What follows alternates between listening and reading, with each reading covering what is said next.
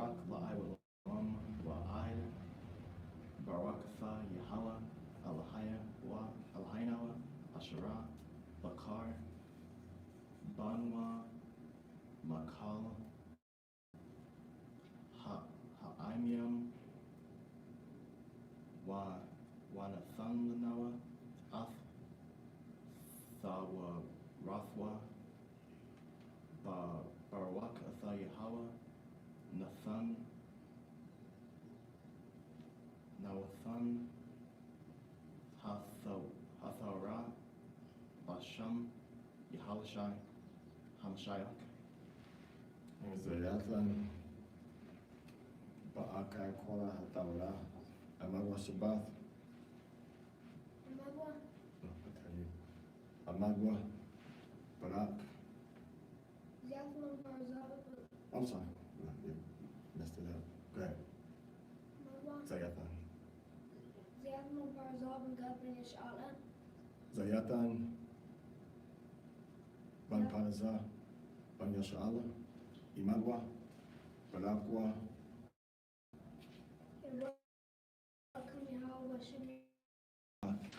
is Mattot Massei, which is Deuteronomy chapter 30 verse Deuteronomy chapter 30 verse 2 to Numbers chapter 30 verse 2 to Numbers chapter 36 verse 13.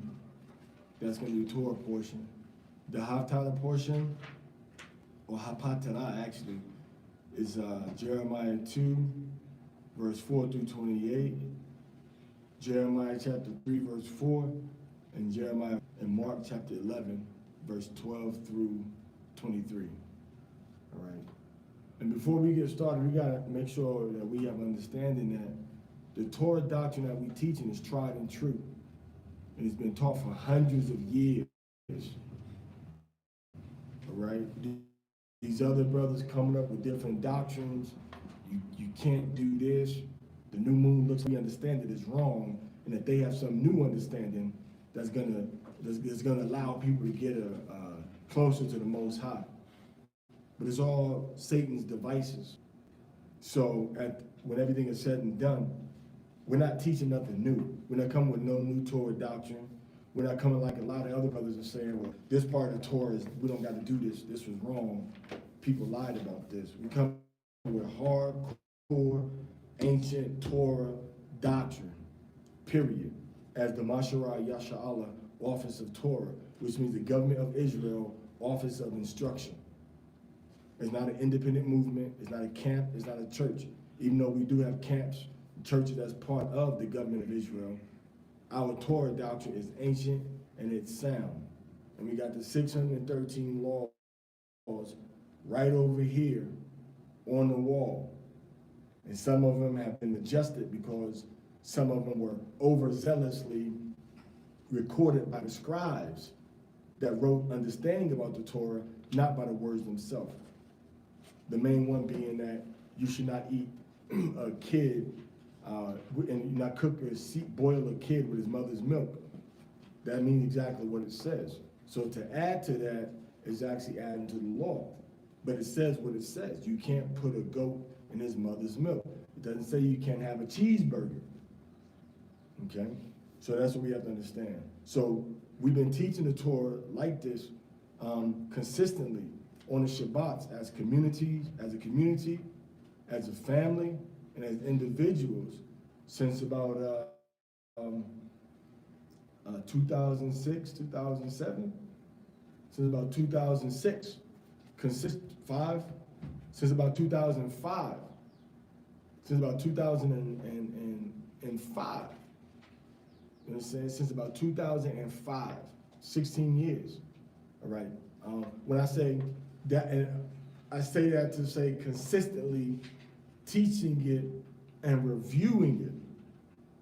Okay, since about 2005, as community, when we were living, when we were based every day out of Ohio, and then the brothers in Ohio, they still continue to do their teachings. We got like 1, 2, 3, 4 regular Torah teachers in Ohio, and the brothers that we linked up with on the West Coast, they still teach it every Shabbat also, as they were taught. You see? So there's not so the Most High allowed us to be put in the government, Masharah Yasha'Allah, office of Torah, because we was already operating and teaching the Torah consistently to our men, to our families, for over a decade, for years. All right, like I said, from 2005. I don't know when a lot of other brothers began teaching the Torah consistently every week, week in and week out. But we've been doing it, and we started doing it since 2005. Not that we didn't read the Torah before that, but to follow the example that Yahweh she gave us, that's been done since 2005. So we're not dealing with novices. We're not dealing with people that are uncertain about the Torah and the commandments, right? We were raised in this thing. Go check. All right. So let's go ahead. Zayatan, you have Numbers chapter 2, verse 2, through Numbers chapter 31, verse 12. No, I mean, tell them not to submit Massei. No, you go ahead and do that. You go ahead and do that.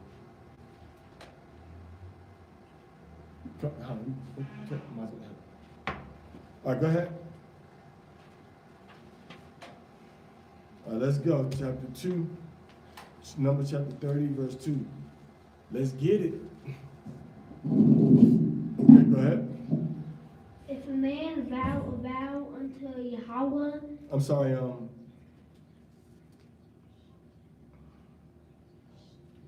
let me, it's different in the Hebrew version. So let me read the first part first. And Massei spake unto the heads of the tribes of the children of Yasha'Allah, saying, this is the thing that Yahweh has commanded. All right, go ahead. If a man vow a vow unto Yahweh, or swear an oath to bind his soul with a bond. So if a man, he gives his word that he's going to do something. That's what that's talking about. Every word that come out of your mouth, you're supposed to perform, especially in serious matters of doing things for people, regarding social things, financial things, regarding commitment to government, all right? When you say this is what, if I show you a document, you be like, okay, I believe in what you're saying, we move forward with that document. And that's what's happened with Masharah Yasha'Allah. We agreed to the articles of belief. So we move forward with the articles of belief. And if you back out of that, then there's blood on your hands, and now you're gonna have to switch up how you dealing with your own government. All right, go ahead. He shall not break his word. You should not break your word. Now, does that mean where you can say, well, I know I said I was gonna give you $5,000 if you did this thing for me, but I didn't swear. I didn't make a vow. Therefore, I can what? I can break my word. That's not this. Everything in here is applicable to now. So you can't break your word once you give your word on something. That's why a lot of people say, well, Lord willing. A lot of people say, I don't know, maybe. Right? So they have something to fall back on when they don't do what they said they were going to do. But if you're consistent and you follow after Yahweh she saying yea be yea and nay be nay, especially when it comes to things of government, when it comes to things of salvation, when it comes to things of Torah and instruction, man, you got to be firm on what you believe and what you're teaching. You can't be a novice in this, man. And what happens is we got a lot of brothers that are actually novices in the Torah trying to teach people the difference between right and wrong, and they themselves are not living by those standards. All right, go ahead. He shall do according to all that proceedeth out of his mouth. Whatever come out of your mouth, you got to do it. Period. Go ahead. If a woman also vow a vow unto Yahweh. So this is a female that vows a vow to the Most High. Right, so she says she's going to do something. Go ahead. And bind herself by a bond being in her father's house. So she binds herself while she says she's going to do something in her father's house. Go ahead. And her youth. in her youth means she's a young girl. She's not a full-fledgling woman. She's a young girl. She's a na'ir. When you go into the when you go into the scripture, it says you find it. It says ba na'ir yaha, in her youngness, and she's in her father's house. So if she's not in her father's house and she's not in her youth, then that doesn't apply to her. Or if she's in her father's house and she's in her youth, that doesn't apply to her. Or if she's in her youth and her father kicked her out and said, you need to go be on your own because you got pregnant or whatever, you got a baby, you need to go ahead and leave, then that doesn't apply to her. It's very specific. It's a young girl, na'ir, okay? It's na'ir yaha, in her youth. And it says, na'ir yaha, all right? And it says, Baba Yain, her father, why does it say in her father's house? Why doesn't it just say her father? Why does it specify in her father's house? What does that mean? Does that mean, oh, I wasn't at home when I said this, Daddy. I was at the store, so you can't make me not do this. It says in her father's house to give the social parameters that her father has to be controlling her. Her father has to be over her and supervising her. Everybody understand that? So she can't just be out there on the streets on her own and give her word on something. First of all, you ain't gonna see no na'ir yaha. No little girls out there on the streets on their own. So this is a young girl. We know for sure, minimally, that this girl we know she was younger, but just going into this American and Mexican society we live in now, we can know for sure that the girl had to be historically 18 plus, over 18. So we know that na'ir yaha, she was not over 18, and these things applying to her. Everybody understand that?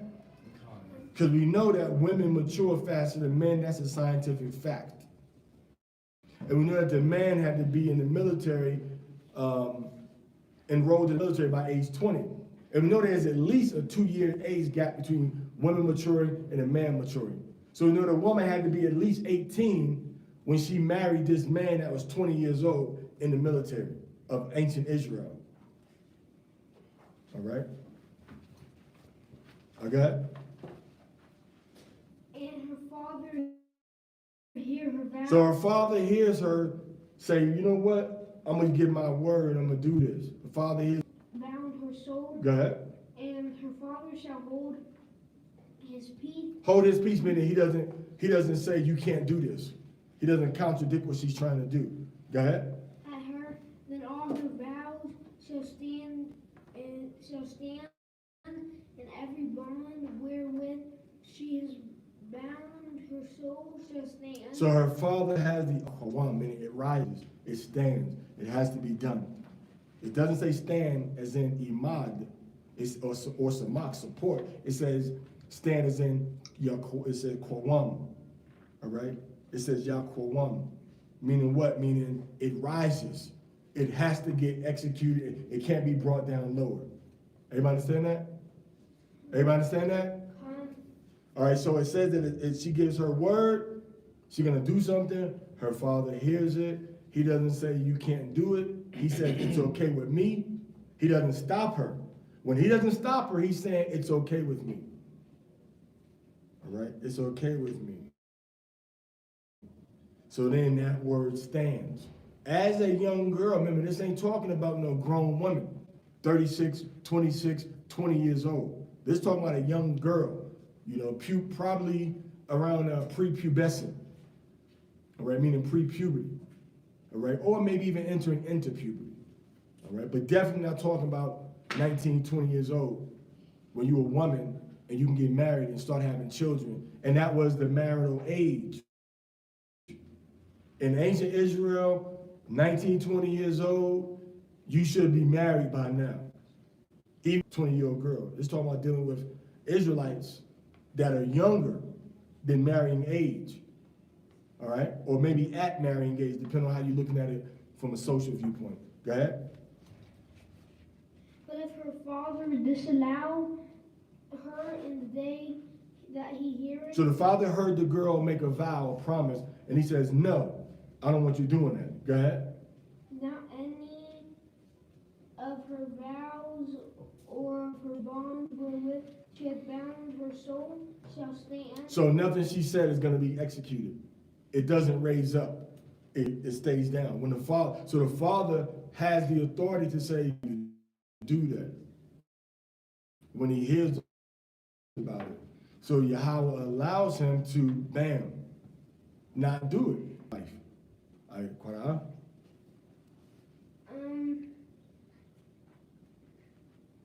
And Yahweh shall forgive her because her father disallowed her. Mm-hmm. And if she had at all an husband, So if this woman, this female, if she had a husband, so she was, so the scripture says, Wa'am Yahayawa Tahawa La Ayash Wa Madayaha. So if she had a man, right? If she had a man, okay?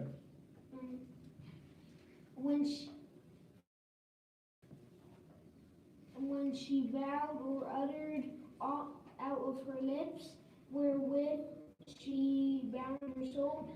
So just saying this from her lips is binding her soul to do what she said. Her soul. Go ahead.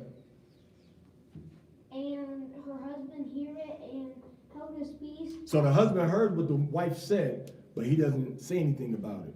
He heard her make that promise or that vow. Go ahead. At her in the day that he heard it, then her vows shall stand, and her bond. Fearing it, then what happens? What happens is that the word that she gave, that she said she was going to do, it stands. It doesn't change. She has to do it. Go ahead. But if her husband disallowed her So her husband says, no, you can't do it. Read. on the day that he heard it, Whenever he heard her say that, he said, no, wife, I don't want you doing that. Go ahead. then he shall make her vow which she vowed, and that which she uttered with her lips, wherewith she bound her soul, He shall make it void. Go ahead. of none effect, Uh-huh. and Yahweh shall forgive her. So the husband again steps in between the wife and Yahweh. That's why a lot of women try to get an attitude when you tell them that Yahweh is not their immediate head. A man is your head immediately. Even before Yahweh, what does it say? A man got to do what he got to do. Whatever he say, isn't that what it said? For the women, it say, oh, if your husband say so, if he don't hear it, you got a little bit of weight or what? To stop it. You know, to stop it or to let it roll. But it depends on who? The man. And when it comes to the man giving his word, it depends on who? The man. What does it say that a boy or a father can break a boy's vow? 16, 17, 18 years old. 7, 8, 9 years old. Meaning that that boy, at that age, he's responsible to do what he said to do. So the Most High already start out knowing that women are going to change their minds. And women are going to do and say things that they may regret later on. And he gives them a leeway to break out of that what they said through their husband or through their father. But for the man, for the young boy, the Most High gives no such room of escape. Everybody understand that? So now when the scripture said the head of every man is Hamashiach, meaning that we don't have nobody to go to break our word for us. We don't have nobody to go to and say, I said I was going to do this, man, you know, before the sunset. Can you release me? The daughter can go to her father and say, Father, release me from this. Who can the son go through? Nobody. He can't go to nobody. So the Most High have given the woman subjection all right, under her husband, under her father. So Yahushua is not going to step in and say, okay, you ain't got to do this. The husband can step in. The father can step in. But Yahushua can't, because Yahushua is not that head over that woman. And a lot of women got a lot of problems with that because they want to live a single, carefree life. But if the single woman in the scriptures in righteousness that was waiting to get married was living up under the authority of their father, or they were part of an Israelite community, or they was just straight up prostitutes. Okay? Straight up prostitute, or they were in righteousness, they were widows. You understand? They were widows. Like Judith, she was a widow.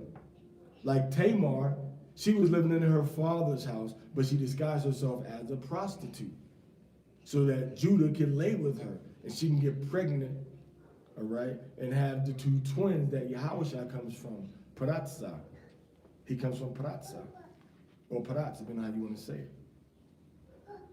So the woman have escapes when she gives her word. The man, the boy, he got no escape.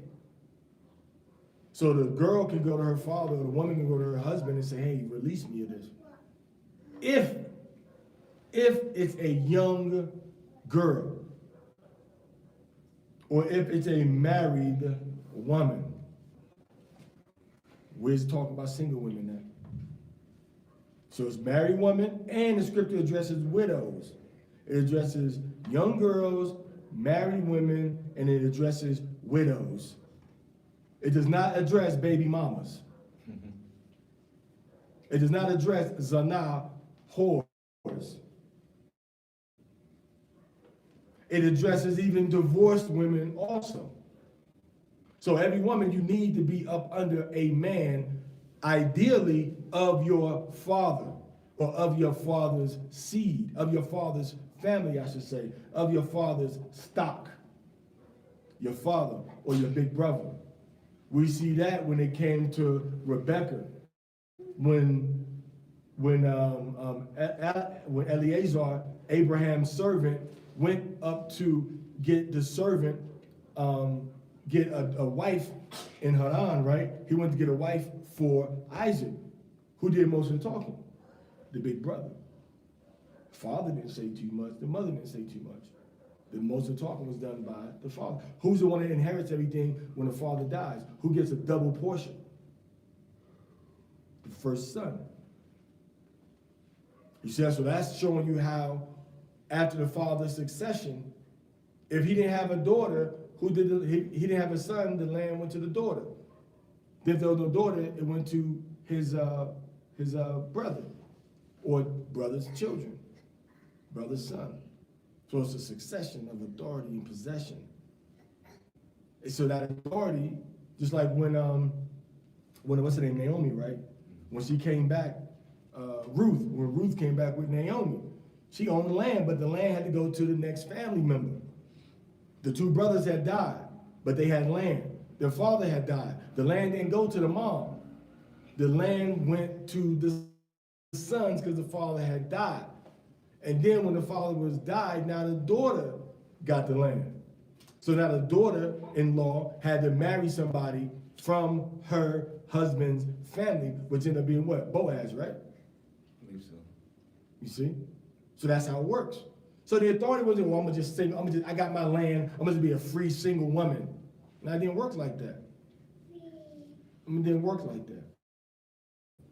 So we see that the Most High set up order. Even when you see about the woman, what she said out of her mouth, somebody got to hold her accountable.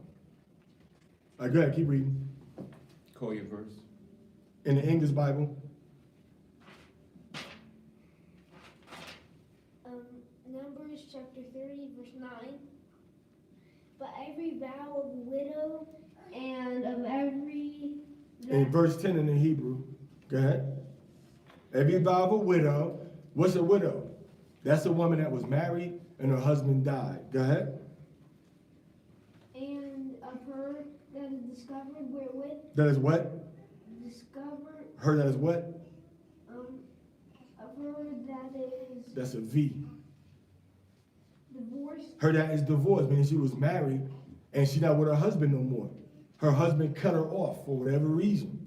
Or she maybe left her husband and said, I want to divorce you. And of course, the husband got to agree to that. So she's not with her man no more. They divorced. They cut off. All right? Go ahead.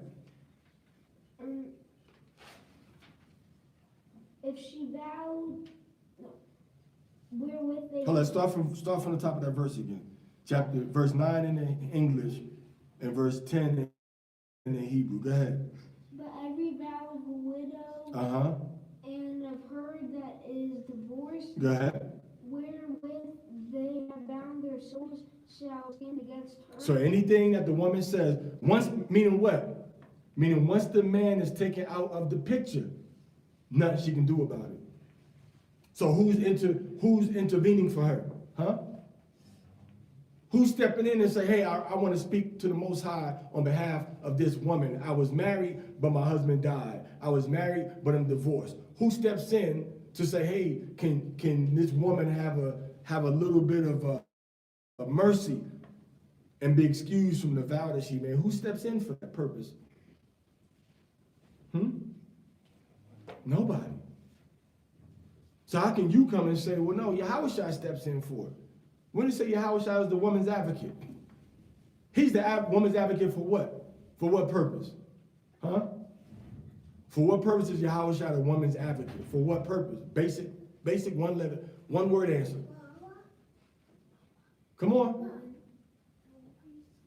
Why is he the woman's advocate? For what reason? For chata, for sin. That's it. He's just a woman's advocate, the same as the advocate for everybody else. For sin, chata. That's why he intervenes for the woman. He don't intervene for the woman and say, okay, babe, we're going to get you out of this. Don't worry about it. I got you. Yeah, that's not in the scriptures. He intervenes for sin. Other than that, she needs to be up under a man to get any other interventions that the law talks about, that Yahushua talks about. Go ahead. And if she vowed in her husband's house... So she made a vow when she was in her husband's house. Go ahead. Or bound her soul by bound with an oath. And her husband heard it and held his peace at her and disallowed her not. Then all her vows shall stand, and every bond wherewith she bound her soul shall stand. So if she said, this is my vow, this is my promise, and she's in her husband's house, her man's house, then that vow stands. The vow stands. Go ahead. But if her husband have utterly made them void on the day he heard them. So the husband says, no, you're not going to do this, sweetheart. I don't want you doing that, baby. We got a double, I'm sorry, sweetheart, but we can't do that. We got a lot of stuff, but we can't put that onto the plate also, sweetie. So I'm sorry, baby, but we can't do that. Lo siento, corazón, pero no podemos hacer eso, mi amor. No podemos hacer eso, amorcita. No. Lo tengo que prohibir. No puedo hacer eso, corazón. No es imposible ahora. En este momento, en nuestra vida, no podemos hacer este tipo de acuerdo con el Altísimo Yahweh. No podemos cumplir la palabra tuya. Lo voy a tener que negar lo que tú dijiste.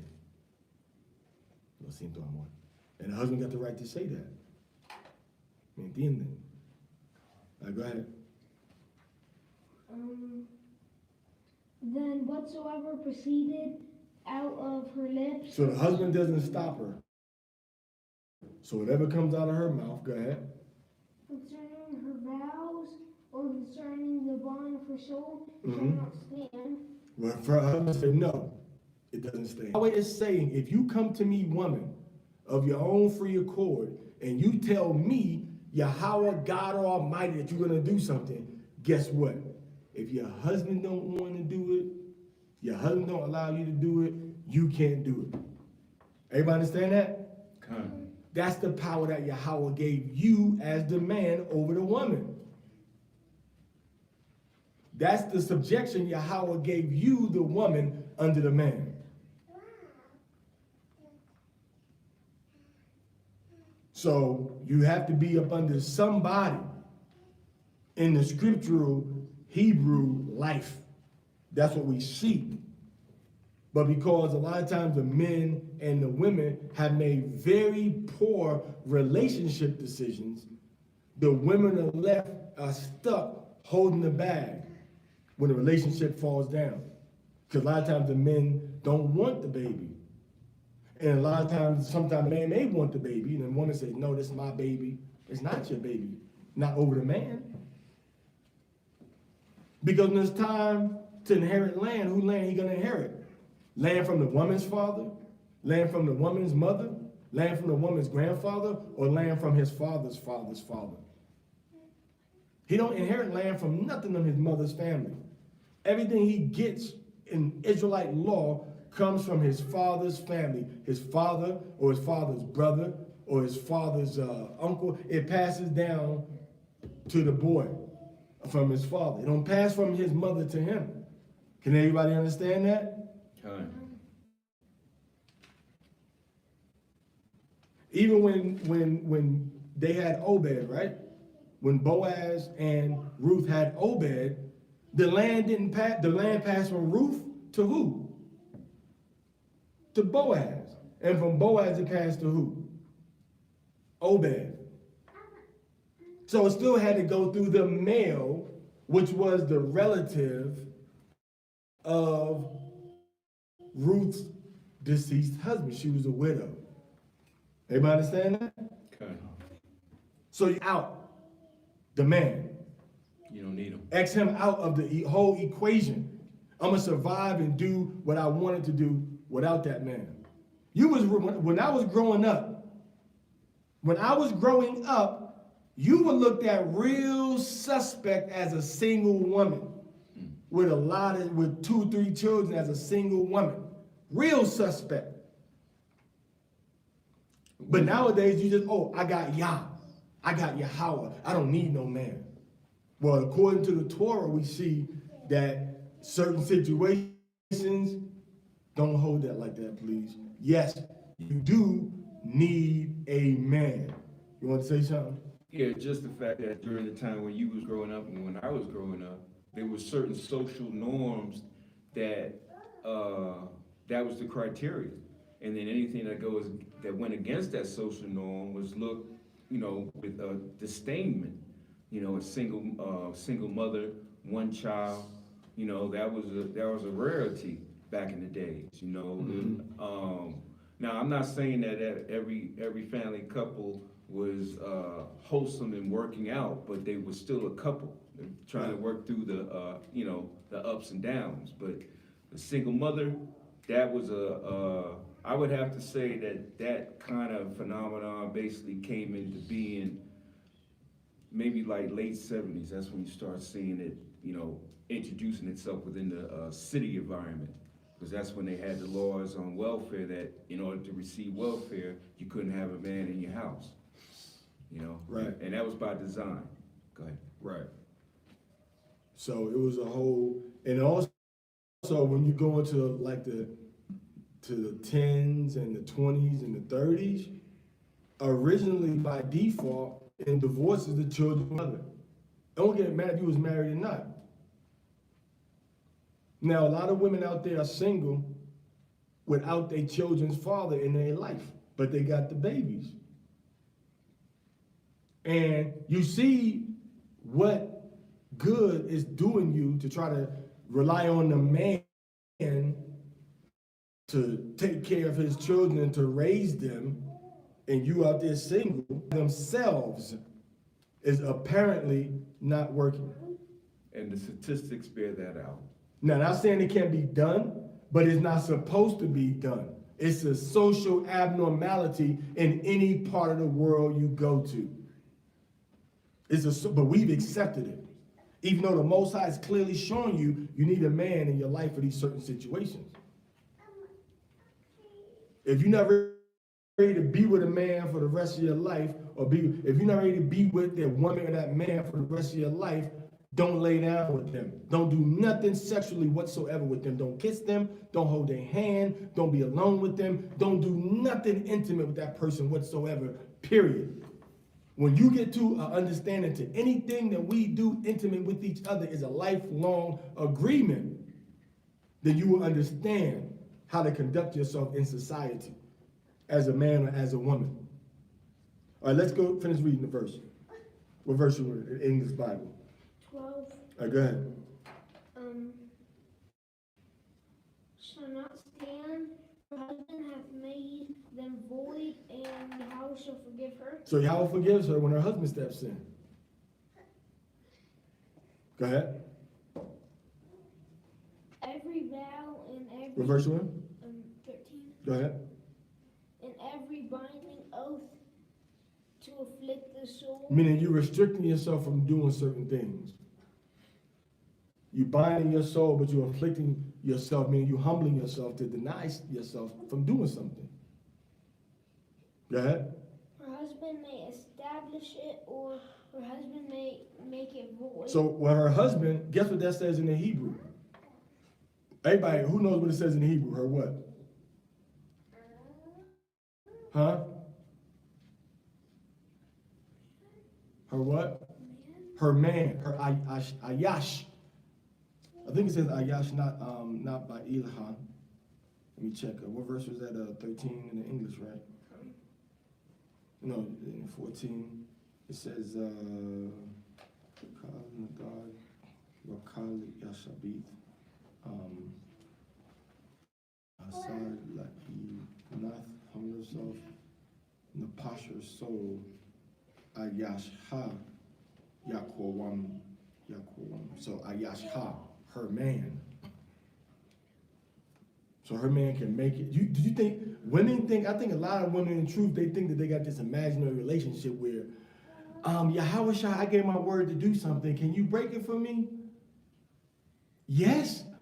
Okay, thank you, Jesus. In their mind, they really got this relationship where they talk to Christ and he talked back to them. Well, I know I gave my word that I was going to do X, Y, Z. But, well, no, the Lord gave me a sign and he still wanted me to do what I gave my word I was going to do.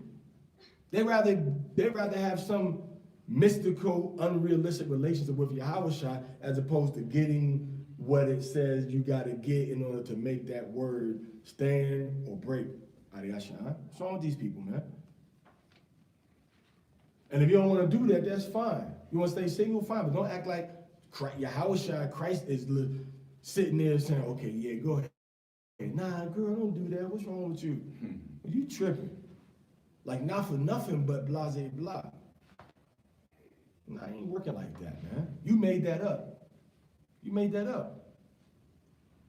The scripture doesn't say that. All right? So the man says, yes, you can do this, or no, you can't do it. Bro, stop playing with that book like that, man. Yes, you can do this, or no, you can't. The scriptures don't give that right to nobody else. Now, if you want to say, oh, well, Yahweh Shai, I'm married to him.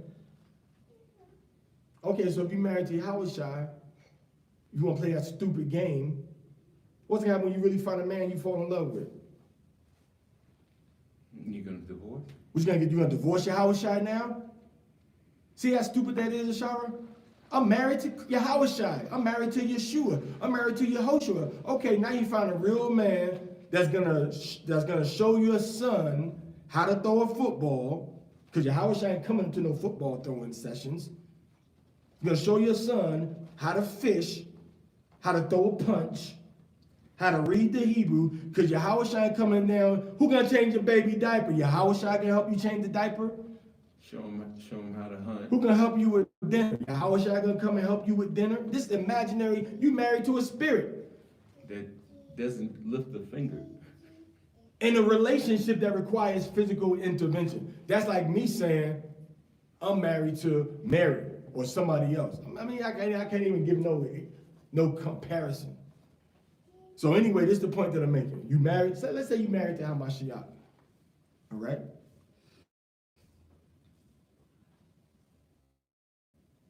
Now, You meet a man you really love and like and want a relationship with.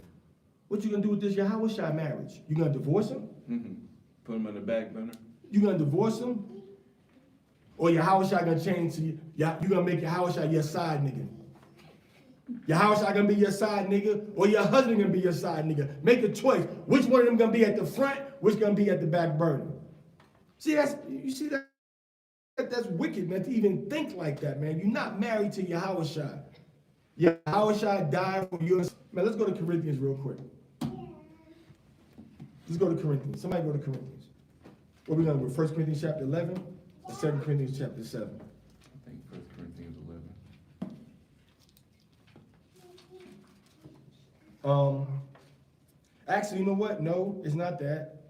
Let me see. Okay, virgin, wife is bound. Let me get it. Virgin, sweet, unmarried, virgin, prophet, virgin, marriage, bound to the husband, virgins. Let's get that scripture. Let me find that scripture.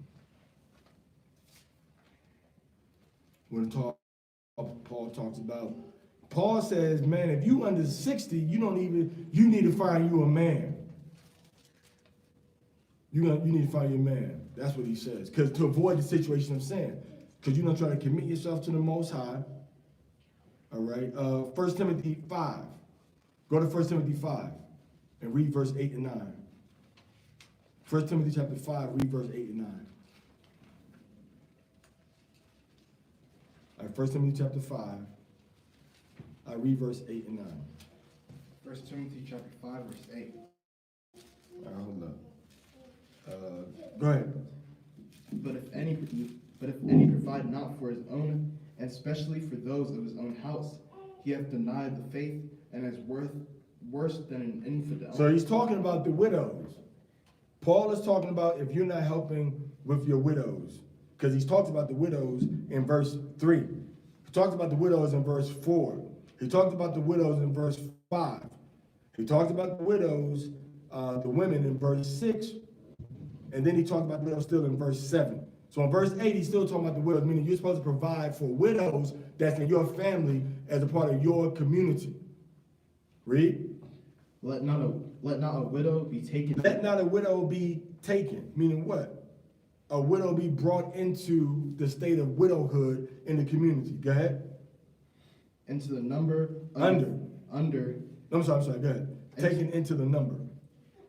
Let not a widow be taken into the number. Meaning let not a woman whose husband has died be taken as part of the member of the community, and considered as a widow. Go ahead. Under 60 years old. Under 60 years old. Meaning what? That she got to be 60 years old, and what else? Having been the wife of one man. So you can't even be considered to be a single woman, disqualified from that, because y'all done had more than one man, and you under 60. And if you over 60 and you had more than one husband, you've been with more than one man, then Paul is saying don't even consider her to be a widow. Why? Because when you're 60 years old and you only been with one man for your whole life, all right? You've been with one man your whole life. You cannot just go adapting yourself unto being with another man. Right. You can't do it. It's very difficult to do. So Paul's saying that type of woman can be considered to be part of the community as a widow. But read on. Parashah, you. Well reported of the good. So this woman has been doing good works. Go ahead. For good works. Mm-hmm. If she have brought up children. She raised children. Go ahead. If she have lodged strangers. She's taking people in. Oh, you need something to eat? Come on, you can stay here. Here's the front room. You can sleep here until the morning time. You traveling? I give you a place to sleep at night. Go ahead. And I know widows like that. Okay. If she have washed the saints' feet. She washed the saints' feet, so she's providing humble service to the Israelite community. Read. if she ever leave the afflicted, She's helped people when they was in trouble, when it was down and out. So she had a very good heart. Go ahead. if she have diligently followed every work, So she follows every what? good work. Every good work she's following. So Paul is setting the bar really high for a woman to say, I want to just stay single for the rest of my life. The bar is high. It ain't a low bar. It's a very high bar. Go ahead. But the younger, But 20, the younger 30, widows, the 40, younger widows, 50, the younger widows, 59. the younger widows, But the younger widows do what? refuse. No, you can't be a widow part of this community. You need to find you a man. It's like single older women is a hot commodity in Israel. But then what happens is they all set in their ways, man. They set in their ways. And they haven't been doing things that the widows what? Refuse. Go ahead. For when they have begun to wax wanton against Hamashiach, they will marry. Meaning they're going to want to get a man. Because Yahushua ain't going to be able to fulfill all of their woman needs. Okay. All right, go ahead. Having damnation Uh-huh. because they have cast off their first faith. So Paul is saying, don't play that game with saying you married unto Christ, because that's a serious word coming out of your mouth. How you marry Christ? You say, ooh, what's the next movie Denzel got coming out? Or you saying, ooh, girl, if I was a little bit younger, and Drake was in the truth, I would marry him. I don't know, some of y'all might want to marry Lil Uzi Vert and go dress shopping with him. Go dress shopping with Lil Uzi Vert or something, man. A little Dirk. You know what I'm saying? Yeah. So Paul is saying, watch what you say. Because now, guess what? You ain't got nobody to relieve you of that vow. Now you stuck in it. And Paul is saying you increasing damnation to yourself, talking about you're going to be single forever. I'm going to just stay single. I'm staying single. I'm married to Yahushua. No, you ain't. That's a lie. And Paul is saying if they let that come out their mouth, they bound to it. If you married to Yahushua, guess what? You ain't got nothing to say to no next man. Because the scripture says don't sit at all with another man's woman. You ain't got no conversation to have with no other man. You better be at the temple at Israel listening to the priest. Okay. Ain't no casual friend, we on the phone talking, all of that. You say you're married to Yahushua. So Paul is saying you got to be 60, one man, and you have to be doing all these good works for the community in order for you to be considered as a widow and part of the community. Other than that, Paul said you need to be getting married. Go ahead. And with all, they learn to be idle. Now he's talking to the young widows in these situations. He addresses the young virgins and he addresses the young widow. He don't address the young woman of marrying age that's single, older than virgin age, like 20, 19, 23. He don't address them. He don't address them because remember, this was community living. Small, close-knit communities. Somebody seen your daughter, they'd be like, man, I want my son to marry your daughter. So people seeing your children grow up 10, 15 years. Okay. And by 16, what do they have at 16 years old? Who knows what they have? Raise your hand. There's two things they have at 15 and 16. 15 in the House of Israel countries, and 16 in the Americas. Who knows? Raise your hand. In America, they have what? They have the debutante. From French society influenced America, saying that here's my daughter's debut into society. She's ready to get married. And in Spanish-speaking countries, they do it a year earlier. What's it called? The quinceañera. The quinceañera wasn't like, ooh, party time. The quinceañera was like, this girl is 15. Who want her? Who needs to let's get an engagement going on. She may get married when she's 16, when she's 17, when she's 18, but she was already being what? Spoken for. And if you need to make payments to give me that bride price, then start making the payments, buddy. I'm gonna need $20,000. I'm gonna need $24,000 for my daughter to leave my house. So you need to make sure you're trying to give me $8,000 a year over the next 3 years. So $8,000 a year, that's $2,000 every 3 months, right? So that's about $600 every month that you need to make sure that you need to try to give me. Everybody understand what I'm saying? Kind of. So this is the society where we come from. So it wasn't no 20, our fathers, let me tell this straight. Our fathers did not raise us right. Our fathers' 9 times out of 10, did not raise them right. And when you're raising a child the wrong way without a financial, I'm gonna call it a financial trampoline, where they be like, boing, where I'm gonna go? I'm gonna go over here. Your child like this. When white children be like this, boing, Harvard, boing, heavy equipment school, boing, some trade school, boing, I'm gonna work with my cousin's job. What? Business ownership. Boing, I'm gonna go with my cousin that got, my father got a construction company. Boing, oh, I can trade some penny stocks. Boing, I'm gonna get me some logistics experience. I should like, boing, Job Corps. Boing, McDonald's. Army. Boing, I'm gonna go to the Army. Boing, boing, boing. I'm gonna just smoke weed all day. No ambition. Whose fault is it? It's the father's ambition. It's the father's fault, because the father is responsible for raising the family. So you can blame the women for doing X, Y, Z, but how did she's acting like her father and mother allowed her to be. And it falls back on who? No, not the woman. We see right here, Yahweh is putting full responsibility on the man for the decisions and the choices that the woman. Father should have taught you to keep your legs shut. When you was up in little boys' faces, your father should have smacked the taste out of your mouth until you was ready to get married. When you was in the summertime with your cousins playing hide and go get it and playing doctor and playing house, you should have had a switch put to your butt.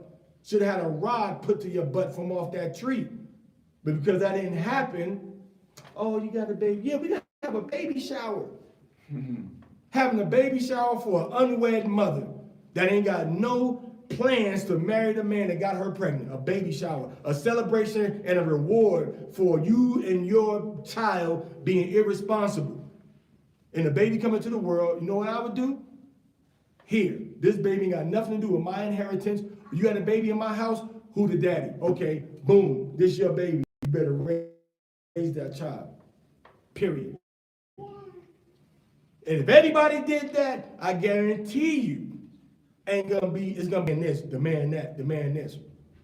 You can't have your cake and eat it too, man. You can't say the man supposed to be doing everything, but then you telling the man, or just give me money for the baby.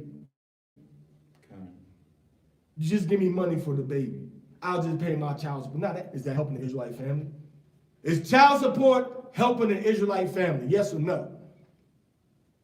You giving the woman $300, $500, $600, $700 every week or every month, $1,000 a month. Is that helping the Israelite family? The so-called Black, Latino, Native American family. Is child support solving our problem? That's just or you had the baby, you got to pay money. That ain't even a problem. That ain't the problem. No. The problem is that you Xing the man out of the family, out of the relationship, out of the house. Out of the upbringing of the child. And America's laws are so wicked. How wicked are they? They so wicked that they can tell the woman, you can murder your baby if you want to. The man is your choice, your body. But if you decide you're going to bring the baby into the world, oh, now he got to pay for the baby. See how anything to attack the Israelite family. Direct. The man put the baby in the woman. She got to carry the baby. But then when she decided to bring the baby out, now it's everybody's responsibility. When she decided to murder the baby, it's just her body. Her choice. Well, it ain't her baby. It ain't her life that's growing in her. Right. That life that's growing in the baby don't belong. And that life that's growing in the woman's womb don't belong to her. It's a soul breathing entity that's in her body. Right. And she's supposed to be feeding it and raising it to come out the womb in righteousness. I was letting you go on all these different dates that didn't check the man that got you pregnant with your first baby and make him stay around and raise that baby. See, what they need to bring back is the what? What they need to bring back? Shotgun. Shotgun weddings need to come back. Probably be AK today. It's gonna be, we need an AK wedding. Oh, you got my daughter pregnant? Your ass about to get married. Oh, you ain't gonna marry? Oh, I guess my grandbaby about to be an orphan then. Or about to have a broke foot, broke hand father, one or the other, buddy. Make your choice. We can do this the easy way, or we can do it the hard way. You can marry my daughter who you got pregnant, business with a broke foot and a broke hand. And I pray the Most High break your stones until you know how to use them responsibly. You see? But these men now is soft, man. They soft. When Esau destroyed the Israelite family, the men became soft because now they're being raised by their mothers, man. Now they're being raised by their mothers. The whole feminization of the black male. And now you got all this testosterone, but your programmed emotional response is a feminine response. That's why you shooting, murdering, cutting, stabbing, not even cutting and stabbing. That's why you shooting each other. That's why you shooting each other. That's why you shooting each other. What's the dude name? He changed the girl's song. The one, if I could walk 1,000 miles. They changed the song. Going back and forth. He killed the cousin, the brother get killed, the best friend got killed, the shooter get killed. Everybody was just getting killed, man. This went on for a couple of years. Based on this song? Nah, just young and age, they was making diss song. Oh, okay. You know, okay, they yeah. against their ops. Yeah. So three dudes got killed over here, and then they made a mockery song about the 3 dudes that they people's killed on their side. And guess what? The evil white man is promoting it, man. Oh, he loved it. The evil white man is promoting songs about you, bragging about your crew, murdering other Israelites, man. In Chicago. And guess what? Real. None of them was raised by their fathers. No. There wasn't, one dude's father was in jail. The fathers wasn't getting killed. The mothers wasn't getting killed. They wasn't raised by their fathers. The one dude, Young and Ace, his father was in jail. And his uncles gave him that nickname. Youngin, and then Ace or whatever, because he might be the Ace from the Ace from the movie. Ventura. No. Nah. He said Ace Ventura. Ace from the drug movie, man. The real 18s? The 18s? From New York, right? The real smooth dude that was. You talking about Paid in Full? Yeah, from Paid in Full. So anyway, my point is, the Israelite family is destroyed. And it's you Israelite men that ain't taking responsibility over your sons and your daughters. And if you trying, I applaud you, man. If you trying, I applaud you, whether you in the truth or out the truth. But a lot of people just sitting back and watching their family get destroyed by other men coming into their children's lives. I know a sister that said, I know a sister I said before that told me, I would never bring no other man around my children because too much molestation and too much wickedness going on and too much evil being done to to children. Nah, I wouldn't trust no man around my children. Bing, boop, timer went off. Okay, I changed my mind now. And what the woman did, bring an African booty scratcher around her children. A Hamite, not no Israelite from Africa, but a Hamite. So you Israelites from Africa, no offense to you brothers and sisters. I'm not talking about you. I'm talking about let's say a Hamite booty scratcher. Because the father's lineage was from Ham, from the story I heard, but the mother lineage was from Liberia or Sierra Leone, from the Israelites that came there during the slave trade. So the mom is an Israelite. The father is a Hamite scratcher. So the most sexually abominable nation mentioned in the Bible. Man. Sodom and Gomorrah, the Canaanites, Leviticus 18, Leviticus 20. All these nations round about you do these things. That's why the Lord's in the scriptures to tell us not to do what like they was doing. Right. Animals, children marrying their parents, Kind having intercourse with your sister and your siblings, right?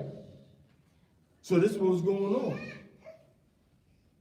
So you can say anything, but Satan's gonna get you in a position where you're gonna violate the laws of the Most High. All right, what verse you in, man? Verse 13. Let's read it through. Go ahead. And withal they learn to be idle. They learn to be idle. So these single women out here idle, nothing to do. You got nothing to do. That's why you walking around here that's why you walk around with 9-inch nails. Because you ain't doing nothing. You know what I mean? And you think it's a metaphor. Turn the bottom one on. Proverbs 31 is not a metaphor. It's telling a woman how she should be. She should be working at spindle. She should be doing sewing. She should be working the distaff. She should know how to do sewing. You can't sew with 9-inch nails. All right? She should be looking at property. She was looking at real estate and property. She was managing businesses also. Okay. She was ambitious. You see that Proverbs 31. But every Proverbs 31 woman needs a Proverbs 31 man with her. That's helping her walk in that Proverbs 31. Or helping her become that Proverbs 31. Because Jesus ain't gonna come down and do it. Yahushua is not, okay, now, what color thread you say you need a baby? Yahushua is not gonna tell you whether to buy the Gutenberg or Coates thread, right? You got a Ouija board somewhere? Yahushua is not going to tell you whether this fabric would look better as a garment in a knit or a woven, or was it gabardine or a chintz or chintz? What I call chino. Remember the chino pants growing up, the shiny, tight woven cotton. Some people say it's chintz. It was chino, but like this, but it'd be cotton, woven real tight, shiny. So Proverbs 31 shows. So how you gonna be a Proverbs 31 woman when you can't move like a Proverbs 31 woman? You should know the difference between a hectare and an acre. How big is a football field? How big is an acre? You see that? Football field is about what, 50,000 square feet, right? 50 feet by 50 yards by 100 yards. So that's 150 feet by 300 feet. That's like 45,000 feet, right? About 45,000 square feet, more or less, right? Square feet. And then an acre is what? 43,000 something square feet. About the size of a football field. Right? No, it's 300 times. It's 300 feet times 150 feet, which gives you 45 with 3 zeros, right? Yeah, 45 with 3 zeros, right? Because it's 150. Take that 15, you got a 0 left. Then you got 300 feet. You got a 3 times 15.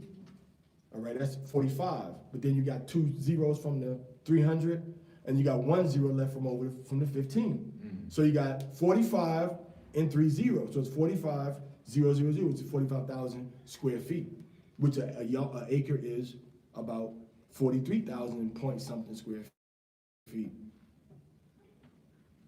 All right, and then a hectare is about 2.5 football fields. So roughly 2.5 acres.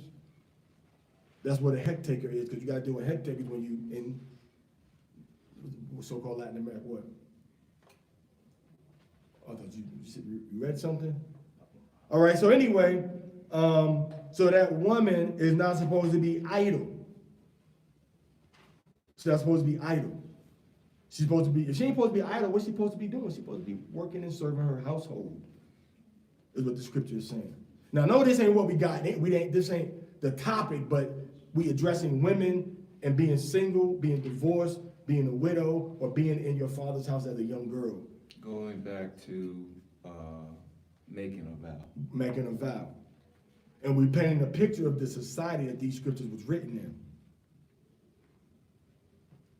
All right, go ahead. wandering about from house to house. Ain't that what they do? I'm gonna go visit my girlfriend over here. I'm gonna go visit this sister over here. I'm gonna go over here. I'm gonna do this. I'm gonna do that. I'm gonna go visit my cousins. I'm gonna go visit my uncle. I'm gonna go visit my aunt.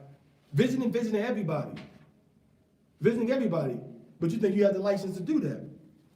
Go to go to Titus chapter 1 verse 5. Titus chapter 2 and read verse 5. Real quick. Titus 2 and 5, man. You got Titus? All right, give me Titus. Titus 2:5. You got it? What that say? Talking about the women. Go ahead. To be discreet. To be discreet. Are these women discreet? If you saying, look at my bright pink lipstick, is that being discreet? If you saying, look at my beautiful bosomful breast, is that being discreet? Huh? No. If you saying, look at my orange tattoo on the side of my face, is that being discreet? You better put some foundation over that. You married a woman, you know, you got she got 3 teardrops under her eye. She don't call 3 bodies in jail. Or on the street. Or on the streets. Crippin' ain't easy. You know what I'm saying? You better cover that. Say discreet, meaning low key. Not all out there flamboyant. Look at me. Modest, man. You want to be a worldly woman and say you an Israelite, but you can't tell the difference between how you dressing, how your hair is, how your lashes are, how your nails are, and Nicki Minaj, Cardi B. What's the difference? You want to be the THOT. Now they don't want to be that. They may be. Some of them do want to be, but not them. They want. I mean, ain't too much different than a thought and a ratchet hoe. Not too much. But you got a ratchet hoe culture now. Promoting. Being promoted. Openly. And you are repeating it and imitating it. Your grandmother didn't put on no damn 2-inch, no 2-inch lashes and no 3-inch nails. Where you get this crap from? Not saying you got to do everything your grandmother did, but just showing you that her understanding of what she needs to be didn't come from what they're promoting in the videos and stuff. Social media. Your grandmother wasn't out there trying to dress like Diana Ross with everything all out, talking about, and the Pointer Sisters talking about ringing my bell. You can ring my bell, ring my bell. Your grandma wasn't doing all that. Nah. Your grandma was listening to Mahalia Jackson, Shirley Caesar, the 3 blind boys from Alabama, some of our grandmothers. Mm-hmm. But even our grandmothers that grew up in the 40s, 50s, and 60s, they were still not ratchet. They still had class about themselves. You think you put a skirt or something on and you good. I can still do all of this and that. But that's being worldly, man. You imitating the world, man. Stop being ratchet, man. Stop being ratchet. Be a righteous woman and modest. That's what the scripture said. So, Amaya, go ahead and read that, man. Read real quick. It said to be discreet. Go ahead. Chaste. Chaste means sexually reserved. Go ahead. Keepers at home. What? Keepers at home. Keepers in the streets. At home. Keepers at home meaning you tending to your business at home. It don't mean you sitting at home all day on YouTube, Facebook, Snapchat, Instagram, Clubhouse, WhatsApp, Messenger, all right, Black Planet. What's the other one from Black Planet back in the day? Black Planet, MySpace, all right? Chocolate City, or Mocha City. All right? I don't know about that, you know what I'm saying? So all of these different social media, Instagram, IG, all this stuff, who said what? That ain't, believe it or not, that's not keeping at home. That's keeping, what you doing? You surfing the web. You need to be making drapes. Making some drapes or something, man. You can't even damn, you need to know how to needle a thread. You can't even thread a needle. Come on, you got to get skills that's you see in the scriptures, man. Can you shear a goat? Can you shear? Are you watching things on social media that's enhancing your role as a wife, as a mother? Potential. A baby alone, man. You carrying too much weight on your shoulder, but you ain't focused. You gotta focus on the right things, sister.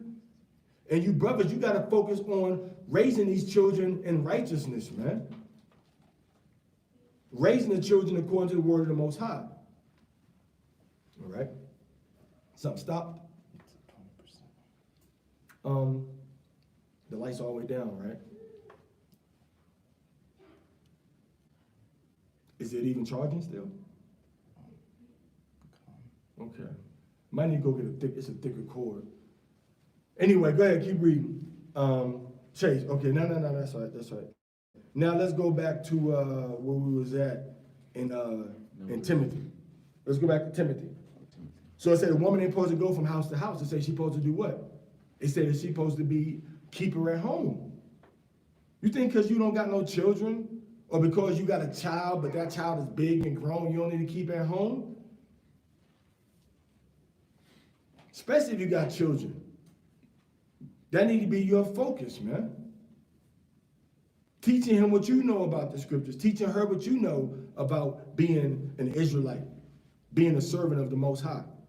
All right? So it says, and withal they learn to be idle, wandering about from house to house. Go ahead. Wander from house to house, and not only idle. Not only idle, but what? But tattlers also. And but tattlers. Telling everybody's business. Bochinche. Bochinchera. What they call bochinchera? Bochinchera. In the other word for it in Spanish. But just a gossip running your mouth. It said you're going to be a tattler. Meaning what? You all in people's business. But now is the man who woman messing with another man and he in denial about it. El Benao.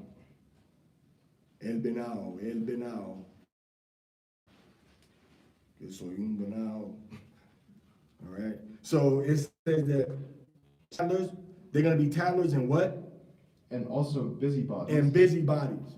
Always got to be moving around, going this and doing that. I'm going to do this. I'm going to do that. I'm going to do this. I'm going here. Let me put on this. Let me wear this. Now be busy in this word. Any single woman, I'm going to say this any single woman that got one child or children that can help you take care of them, meaning cook, help with laundry, you need to be a master at the Hebrew language. You need to be a master at things about the Hebrew, because you got more free time than anybody else. Any of you single men out there, y'all need to be masters at something in the scriptures at the Hebrew too. Because you got all the day, all the time in the world. You ain't gotta change no diapers. You ain't gotta wash nobody up. You ain't gotta cook nobody's food. You can just live your carefree, single man life. You can eat bananas every day if you want to. Nobody can tell you nothing. Oh, I think with this, I'm gonna eat bananas all day to day. Let me get a pound of apples. I'm gonna eat these apples tomorrow. You know what? I'm gonna just eat salad today. You can't do that with a child. I mean, you could, but it would be kind of unnice. Speaking of which, I wish I had my pupusa and my plátanos and my rice and chicken I had last night. I was thinking about it. It's saved, right? Nobody? All right. Anyway, so yeah. The scripture says that woman is going to be a tattler. So this is what happened when you say, I'm married to Christ. And you talking about women that was living in a time when Yahushua was just on the scene. So how much worse are we going to be now, 2,000 years later? Go ahead, Ariashan. Speaking things which they ought not. Meaning talking about stuff that shouldn't be coming out of their mouth. Read. I will therefore I will therefore, go ahead. let the younger woman. What is he calling a younger woman in the scripture? Huh? What is he calling what you gonna read? That the younger women what? Marry. That the younger women marry. He talking about two kinds of younger women. Younger women mainly as widows. But what is Paul's definition of a younger widow? Younger than what? What is it, 15 or something now? It's 20 again. I think it went to 21. Younger than what? Younger than what, Amaria? 60. Younger than 60. So if you're 60 years old, Paul says, I want you to get married. And do what? What does it say after that, Adiyashan? Bear children. Do what? Bear children. Get a tubal ligation. Bear children. Get the tubes tied. Bear children. Get a Depo-Provera shot. Bear children. Do what? Bear children. Get on a birth control pill. Bear children. Use condoms and rubbers and prophylactics and magnums and Trojans. Do what? Bear children. Paul said, the Holy Spirit said, I will therefore that you younger women, you get a man, settle down, have you some babies. Go ahead. Guide the house. And they guide the house. They set the pace for what's going on. They take the house in the direction that it needs to go. And what else? Give none occasion to the adversary to speak reproachfully. So don't give Satan no room to speak against you as a widow, as a woman in righteousness trying to serve Yahweh. Period. All right, Zayata, let's go back now. Let's go back to that. Let's finish. What verse are we in? Let's do verse 13 again. No, what verse are we in? 14. All right, go ahead. Start at 14, 15 in the Hebrew. Go ahead. But if her husband altogether holds his peace, So the husband say, "Nah, I don't want you doing that, baby." Go ahead. at her from the day to day, then he establishes all her vows He establishes all her vow. Go ahead. and all her bonds which are upon her, and confirmeth them, because he held his peace. The void that he hath heard them, then he shall bear her iniquity. So if he heard what she said and he didn't stop it, and then the day passes, meaning that the night comes in and a new day begins, then he can break her word, but the sin is going to be on him, not her. Everybody understand that? The sin is on him, it's not on her. Okay? You know what, man? Listen, somebody. Go ahead and plug it into the USB outlet right there on the cord. Plug it into the USB outlet and take it out of that. Take that responsibility. It don't fall on the woman. So even in you know what that means? That means that the man can bear the sin of the woman. Everybody understand that? Everybody understand that? Everybody understand that? The man can bear the sin of the woman. We just read it. Read that part again. He shall do what? He shall bear her iniquity. He shall bear her iniquity. So the husband is going to bear the iniquity of his wife. Everybody understand that?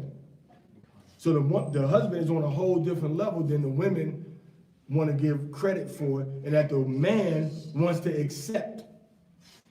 Go ahead. These are the statutes which Yahweh commanded Massei between a man and his wife, between a father and his daughter being yet in her youth. A father and his daughter being yet in her youth. Got a man and his wife, between the father and the daughter being in her youth. Go ahead. In her father's house. In her father's house. Bayab Abayaha. Kashwa Yahweh. Kalashah Abayaha. Nashal Nashmai. Naisha Nashamim. All Yahweh said. All the Yahweh said. What we doing here? What we doing here? Okay, you got verse 1 to 12. you got chapter 31, all right, verse 1 and 12. So everybody's clear about these vows now, right? The man's vow stands regardless. You give your word on something, you got to do it. Every word that come out of your mouth, you got to do. All right, point blank. There's no getting around that. You can't make yourself, all right? Everybody understand that? But the woman, you got to escape. The escape can be your husband or your father, depending on your age. But if you was a widow or you divorced, whatever you said, it cannot be changed. It has to stand and stay exactly as you said it. You can't change it for nothing. You can't change it for nothing. The Most High said so. If you're a widow or you divorced, your word stands. You can't change it. But if you're a married woman, your husband could come in and say, okay, I'm gonna take on your iniquity.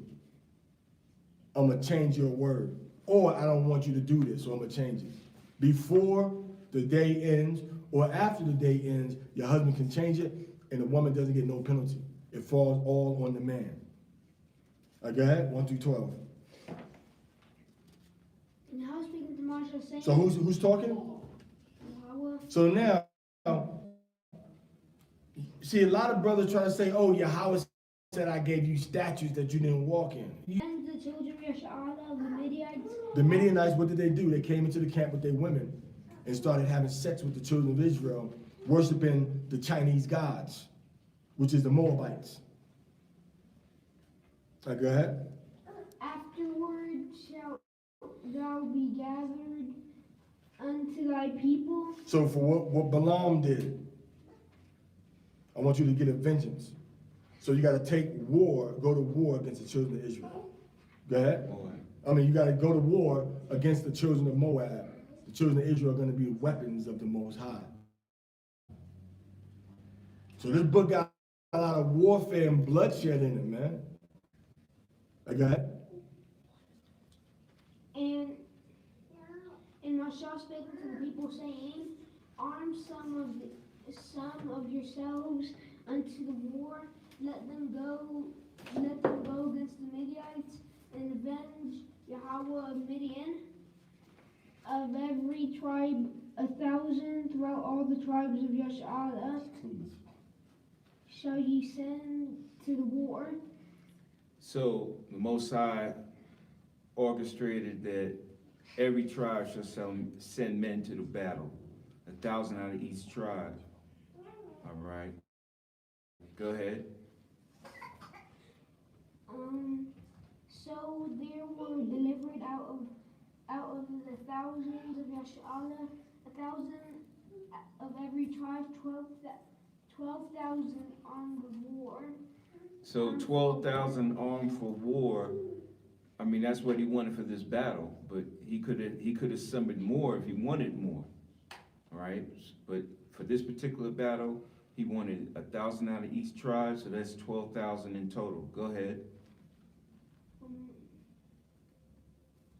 And Marsha sent them to war, 1,000 of every tribe. Them and Phinehas, the son of Eleazar, the priest, to the war with the holy instruments and the trumpets to blow in his hand. So he sent Phinehas out to battle with them, with the trumpets to sound for the battle, and also the other sacred instruments which shall be mentioned. Go ahead. And they warred against the Midianites as Yahweh commanded, and Marsha, and they slew all the males, and they slew the king of Midian, beside the rest of them that were slain, namely Evi and Raken and Zur and Hor and Rabah, 5 kings of Midian, Balaam, also the son of Beor, they slew with the sword. So they slew Balaam, the son of Beor, they slew with the sword. Balaam? It says, the 5 kings of Midian, and Balaam, the son of Beor. They slew with the sword. Verse 8. All right, verse 9. And the children of Yash'al took all the women of Midian captives and their little ones, and took the spoil of their cattle and all their flocks and all their goods, and they burnt all their cities wherein they dwelt, and all their goodly castles with fire. And they took all the spoil, and Which is also known as booty, B-O-O-T-Y. That's the spoils of war. Okay, go ahead. and all the prey, both of man and beast. So whatever men had, they took that, as well as the cattle and the livestock. They took that also. All right, and they took the men and children under the age of 12. All right, go ahead. And they brought the captives and the prey and the spoil unto Massei and Eleazar the priest, and unto the congregation of the children of Yash'ala, unto the camp at the plains of Moab, which are by Jordan near Jericho. So they brought all this stuff that they gathered from the spoils of war, the booty, and brought it to Massei and to Eleazar.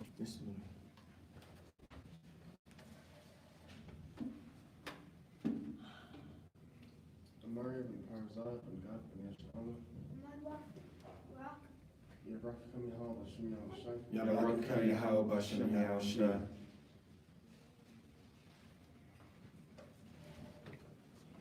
Okay, your portion will be Numbers 31, verses 13 to verse 54.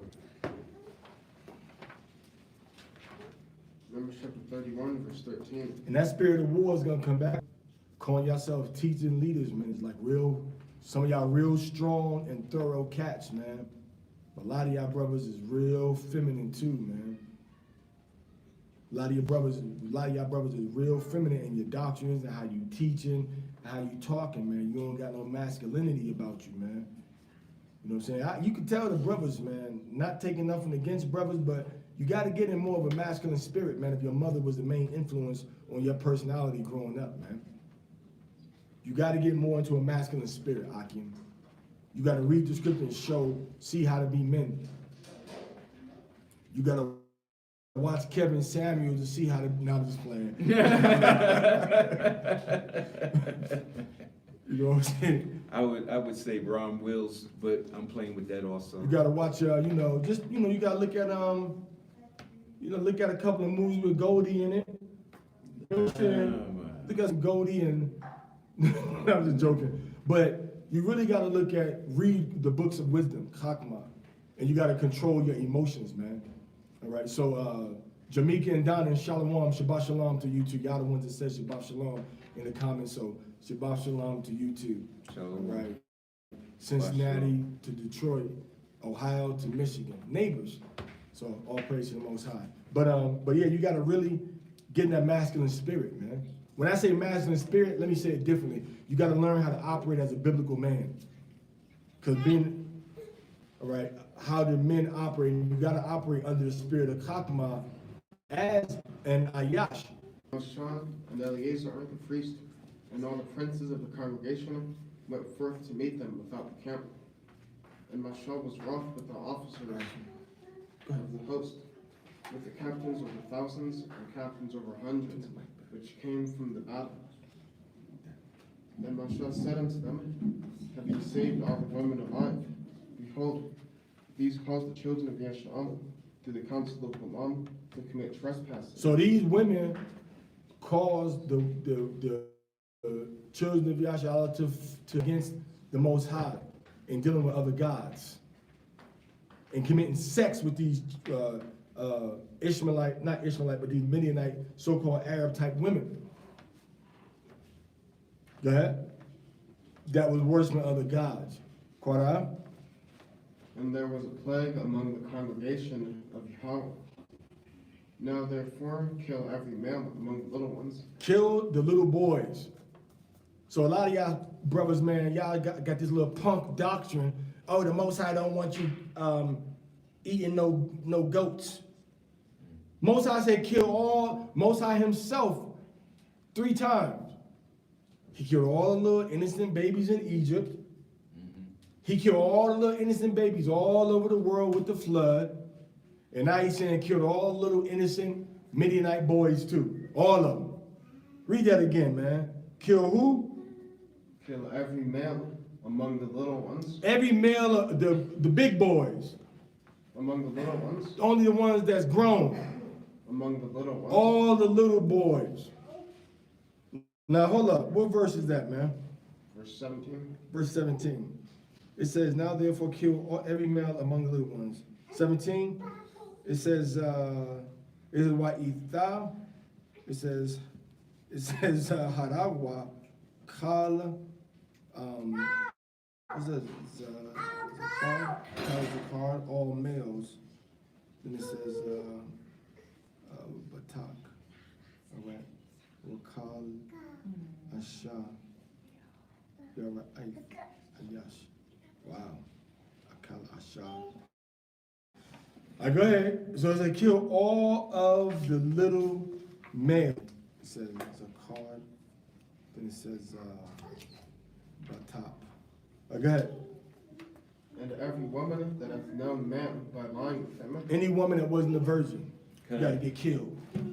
Because he wanted to make sure that that vibration spirit of idolatry and sorcery wouldn't be permeated through the women. So there goes all the single baby mamas. If you didn't have no baby, you wasn't a virgin no more, you got killed. Because you had known the man. Okay? That vibration was on you. Go ahead. But all the women children that have not known a man by lying with him, keep alive for yourselves. Because now you're going to put your vibration on these virgin women being brought up under Israelite customs and law, Torah. So it's showing you how once a woman is touched by a man, her vibration changes. Most High showing you right there. So you're gonna have a whole different set of personality situations when you're dealing with a woman that's known one man or many men, as opposed to a woman that hasn't known any man. Okay, dealing with a whole different set of situations. All right, because you're activating a whole different set of hormones, man. Go ahead, speaking to the mic. And do ye abide without the camp 7 days. So he said the men got to stay outside the camp 7 days. Go ahead. Whosoever hath killed any person, and whosoever hath touched any slain, purify both yourselves and your captives on the 3rd day and the 7th day. And So that's talking about with the hyssop and the water on the 3rd and 7th day. So they had to go through the purification ritual for being. That's in chapter 19 it goes into that. Go ahead. And purify all your raiment, and all that is made of skins, and all work of goat's hair, and all things made of wood. And Eleazar the priest said unto the men of war which went to the battle, This is the ordinance of the law, which Yahweh commanded Massei. Only the gold and the silver, the brass, the iron, the tin, and the lead, everything that may abide in the fire, you shall make it go through the fire, and it shall be clean.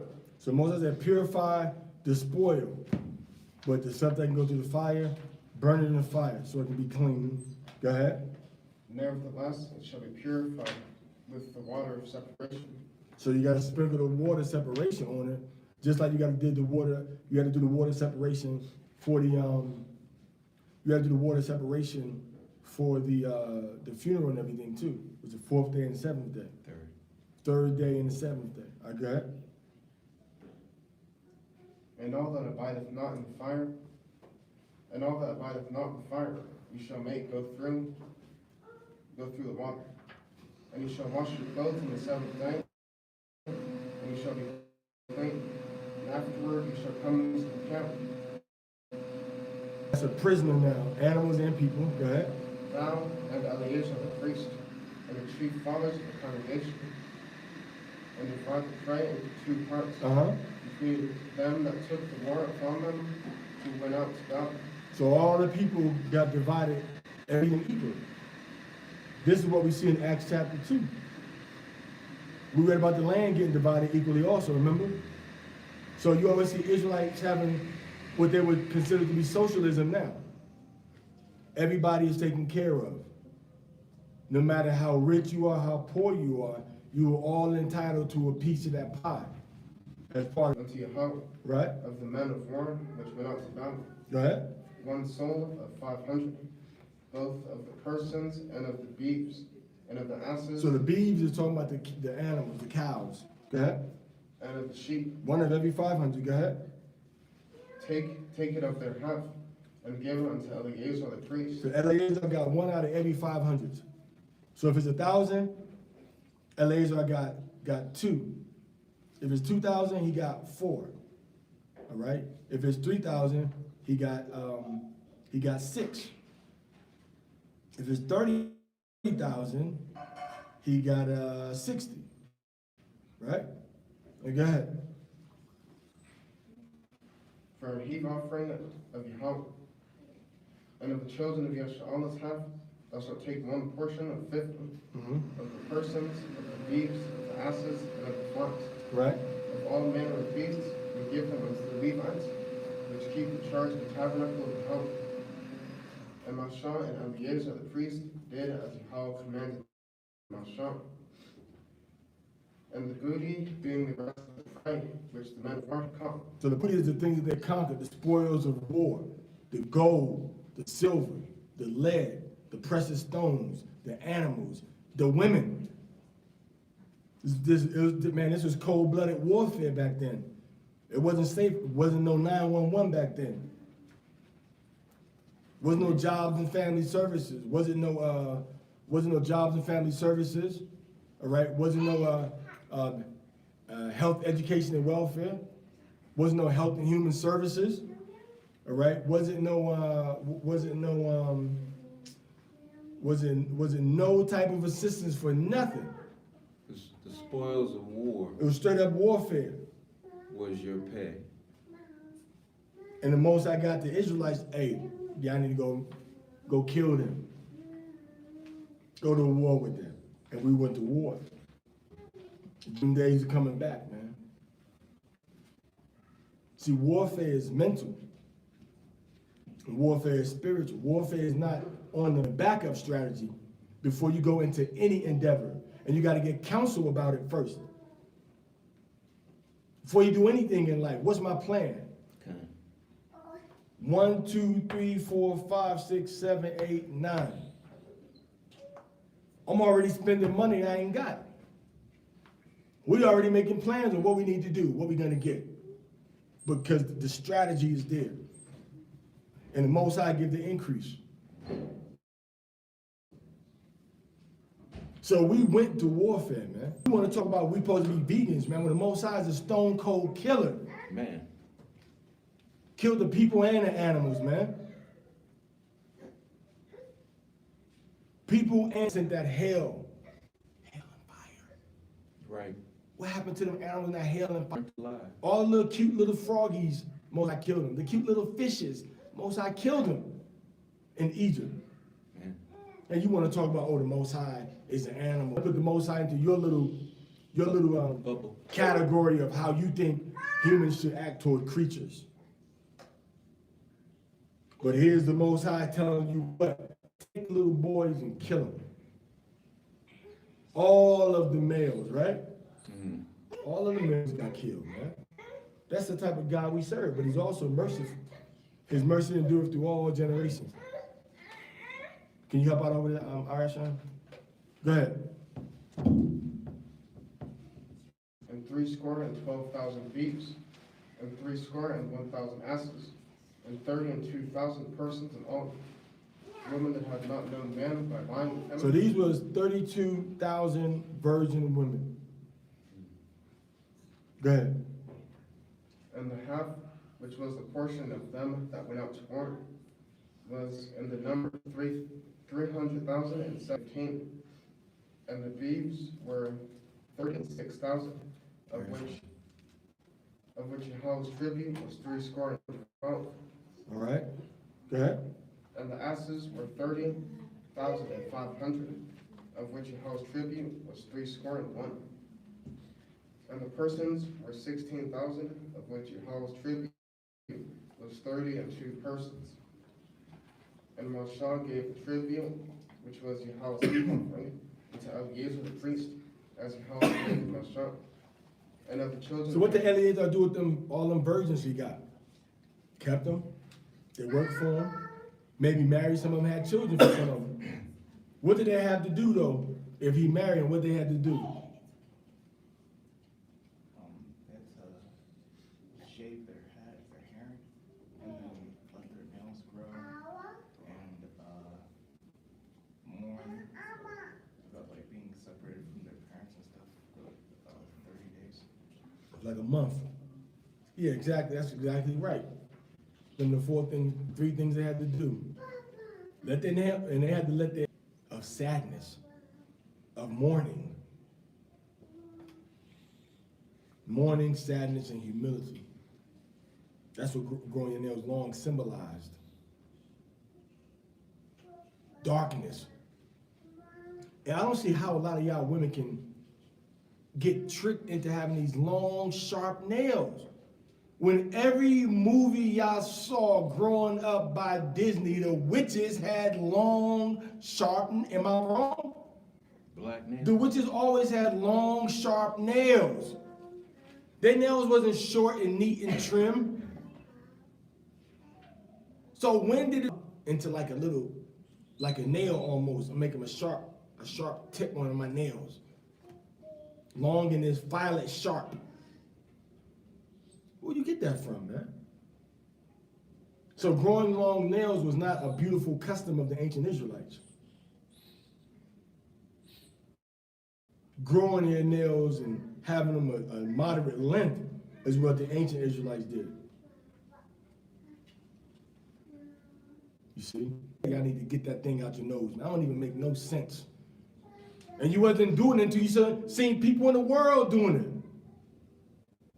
You get that from people in the world. Ain't no Jewish, no Ashkenazi, no Ethiopian, no Iraqi, no Yemeni, no West African, right? No South African, no Limba, ain't no Israelite community in the whole world putting the hooks in their nose like this. All right? You may see a woman doing it in other cultures, but Israelite men and other Israelite communities around the world, no, we didn't do that. You may see Gadites doing it too, but you can't use us as your example because we put hooks in our chest and would swing from. Nah, we was wicked as heck too, man. We would put hooks in our chest and go before the sun, just hanging before the sun till we pass out as a sacrifice and offering. And you do some little dances and stuff sometimes too. So you can't, the Gadites did it. Nah. All right. It's not part of our culture. Yeah. Okay, go ahead. Now the half that pertained to the congregation was 300,000 and 30,000, 7,500 sheep, Go ahead. and 36,000 beeves, Mm-hmm. and 30,000 asses, and 500, and 16,000 persons. Uh-huh. Even of the children of Yesh'al's half, Massei took one portion of 50, both of man and of beast, and gave them to the Levites, which kept the charge of the tabernacle of Yahweh, as Yahweh commanded Massei. And the officers which were over thousands of the hosts, the captains of thousands, and the captains of hundreds, came near unto Massei. And they said unto Massei, Thy servants have taken the sum of the men of war, which are under our charge, and there lacketh not one man of us. We have therefore brought an oblation for Yahweh. Let every man have gotten of jewels of gold, You got chains, gold. You got what? of jewels of gold, chains, They got armlets. Go ahead. and bracelets, Bracelets. They got the long ones and the short ones. Go ahead. rings, Nice little signet rings. Go ahead. earrings, They got rings to put in the ear. Go ahead. and tablets, Nice little girdles and stuff. Go ahead. to make an atonement for our souls before Yahweh. They made a permanent offerings and stuff because they got bloody during the war. They got around them dead bodies in the war. All right, go ahead. And Massei and Eleazar the priest took the gold of them, Mm-hmm. even all wrought jewels, and all the gold of the offering that they offered up to Yahweh of the captains of thousands and of the captains of hundreds was 16,750 shekels. For the men of war had taken spoil, every man for himself. So everybody is getting benefits from this war. Go ahead. And Massei and Eleazar the priest took the gold of the captains of thousands and of hundreds and brought it into the tabernacle of the congregation for a memorial for the children of Yasha'al before Yahweh. Parashah before Yahweh. Cut. What we doing here? What we doing here? See, that's why y'all father didn't make sure y'all got y'all, y'all women and y'all family. And you think that yelling at them, cussing at them, and whooping them is gonna change it. Now, I just need that, they need to feel that testosterone sometime to calm their little butts down. You ain't gotta whoop them all the time or yell at them, just say, hey, come here, and that's it. And they know, oh, it's me with them, So you gotta really, because these little activities of children, man, they get in their subconscious, like, well, I can get away with that. And they keep pushing and pushing and pushing it. But a lot of times when you're some father involved, you're like, nah, biological father, because stepfather can try his best, but that bond is never gonna be there as with the natural father, man. The bond ain't gonna be there as it is with the natural father, all right? Because I'm gonna tell you something, man. My biological father talking to me about something had more of an impact on me than my stepfather giving me 4 or 5 whoopings for the same thing. So the biological father got a spiritual and a biological connection to this little creature. And you try to force this on somebody else because you don't want that little creature to be with the man whose seed he come from. And that messes up the child. All right? Right, Mazika? Right? Con? See, even she knows. Even she knows. She ain't even 2.5 yet, but she knows. All right? So all this warfare going on over what? Just because all of this happened, you know why this happened? Because the Midianite women wanted to be hoes. And the Midianite women wanted to try to get the Israelites to serve other gods, man. The men fell for the okie doke, right? Okay. The men fell for the okie doke. They said, yeah, we're gonna go party with these Midianite women. And they went to party with them, so they went to party with them. And then Phineas came through with that javelin, killed him. They killed him. All right. That's your section, right, Amaria? Okay. All right, very good. Next section would be Numbers 32, 1 through 19. Okay. All right, Ariashan, Numbers chapter 32, 1 through 19. Yeah. Is it? Should we do it the second time or just go ahead through? Go ahead through. What y'all want to do? What y'all vote?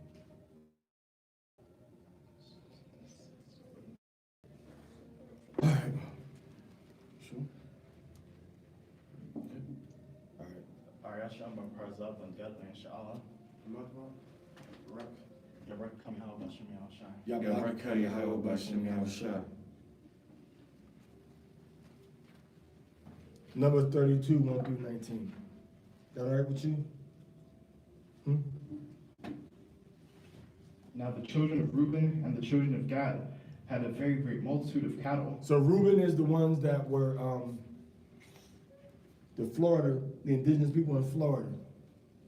All right? And then the Gadites are the so-called North Atlantic Indians. So you Gadite. All right? Go ahead. They had a multitude of cattle, meaning they had a whole bunch of animals. All right, go ahead.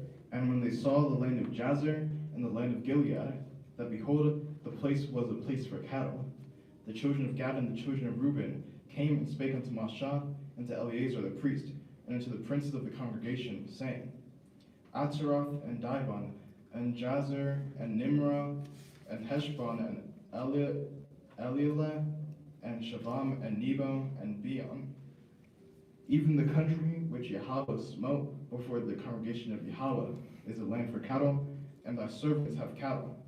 Wherefore said they, if we have found grace in thy sight, let this land be given unto thy servants for possession, and bring us not over Jordan. And Massei said unto the children of Gad and to the children of Reuben, shall your brethren go to war, and shall ye sit here? And wherefore discourage ye the heart of the children of Yashar'Allah from going over into the land which Yahweh hath given them? So if y'all don't roll together, man, people are gonna get discouraged, is what he's saying. So what we do as a nation, when we stand strong and we stand together, so it's important to stand together united. All right, go ahead. Thus did your fathers, when I sent them from Kadesh Barnea to see the land, that they should not go into the land which Yahweh had given them. And Yahweh's anger was kindled at the same time. And he swore, saying, surely none of the men that came up out of Egypt from 20 years old and upward shall see the land which I swear unto Abraham, unto Isaac, and unto Jacob, because they have not wholly followed me. Meaning they doubted what the Most High said. And Yahweh said, oh no, we ain't gonna be united until Christ comes. Now the scripture don't say that. It says that. All right? The Most High said, gather yourselves together before the day of the Lord. So why would he say gather yourself together if you can't gather yourself together? Can anybody answer that, please? Why would the Most High tell you to gather yourself together if you can't gather together? But these same cat, Zephaniah 2:1, gather yourself together to my camp. Gather yourself together to the unity camp, then you go back to your camp, you go back to your camp. Nobody can tell us what to do individually. We're going to get together and go outside and teach and condemn the world, but we're going to stay confused and condemned amongst ourselves too, but we ain't going to say nothing about what we in public. Shh. That's what's going on. You see? So the scripture says what? The scripture says gather yourself together. So when we stand united together, the Most High is going to bless what we put our hands to. And then Paul tells us what? Speak the same thing. See, I don't want to speak the same thing. So unity is very important. When I say unity, I mean y'all in the same doctrine of the Torah and HaMashiach. And every year, it's a new abomination to the Torah from Satan. First the Sabbath changes, then the moon changes, then the Torah itself is wrong. Completely. Man, you Israelites has lost your rabid minds, man. Man, dietary law is wrong. So I guess Yahushua is going to be judged for the dietary law. Massei is going to be judged for the dietary law by another book. The book of Dr. Sabi. Huh. Or the book of the Essenes. All right, go ahead. Verse 12, save Caleb the son of Jephunneh the Kenizzite, and Joshua the son of Nun, for they have wholly followed Yahweh. And Yahweh's anger was kindled against Yashar'Allah, and he made them wander in the wilderness 40 years, until all the generation that had done evil in the sight of Yahweh was consumed. And behold, ye are risen up in your father's stead, and an increase of sinful men, to augment yet the fierce anger of Yahweh toward Yashar'Allah. For if ye turn away from after him, he will not again leave them in the wilderness, and ye shall and ye shall destroy all this people. Yeah, we understand what you're saying. We're gonna build we're gonna build some places for, we can have our animals and our families to be safe. Go ahead. And cities for our little ones, but we cities because of the inhabitants of the land. We will not return into our houses until the children of Yasha'Allah have inherited every man his inheritance, for we will not inherit with them on yonder side Jordan or forward, because our inheritance is fallen to us on this side Jordan eastward. So what you see on when you go into Amman in the country of Jordan, on the east side of the Jordan River, where the Arabs are now, that's part of Israelite territory, mainly going into Reuben and then Gad. And then Manasseh was up on the portion of kind of up north a little bit too. And Ephraim, right? Ephraim had territory over there too. So that's a big territory that we people, right? So that whole country was designated for us. All right, go ahead. Well, that was his portion. I'm gonna do that. Chapter, verses left in that chapter you reading now, Alias. 22. So it goes to what, 77? Conduct chapter 33 is like short sentences for the verses. The 77. How many more verses left in? All right, so we got the next reader come up. Manasseh's territory was on the east and the west. Ephraim had one territory. Where's my reading to? Chapter 34, verse 15. I guess I'll just break that. What did you end up at, Ariel? 32 verse 19. Okay, that was the third portion. How are we behind then? He read something's wrong. He read that. That's the third portion. That was your second time reading, right? That was my first time. That's the first time ever getting a reading? When I read Timothy, that was That's the first time you got to read? contradictory. Oh, so that's the first time you gotten saluted in? Okay, I'm behind then. So that's why I asked, did you want him to read this portion here? No, the next reading. All right. So my bad, I thought we was in the fifth one. We're in the fourth one. Okay. All right, so you're So we're gonna in the read, fourth portion. We're not on the third portion, we're in the fourth one. you're gonna read from verse 20 to Numbers 33, verse 49. Okay. And Mashah said unto them, if ye will do this thing, if ye will go armed before Yahweh to war, and I will go off for you armed over Jordan before Yahweh until he hath driven out his enemies from before him, and the land be subdued before Yahweh, then afterward ye shall return and be. So he said, go ahead and fight. And then come back. If you do this, it's going to be good. Go ahead, read a little faster. Be guiltless before Yahweh and before Yasha'Allah, and this land shall be your possession before Yahweh. And if ye will not do so, behold, ye have sinned. Sin before the Most High. Go ahead. And be sure your sin will find you out. Be sure your sin will find you out. Meaning what? Meaning you got to help your brother move forward and not just be selfishly worried about yourself. We need to move as a unit, as a nation, man. That's why we suffer. Because everybody's trying to build up their own business, but nobody's trying to build up a nation with resources and information and time to study, time to travel and teach, time to apply the things that the scriptures say. Nobody's doing it.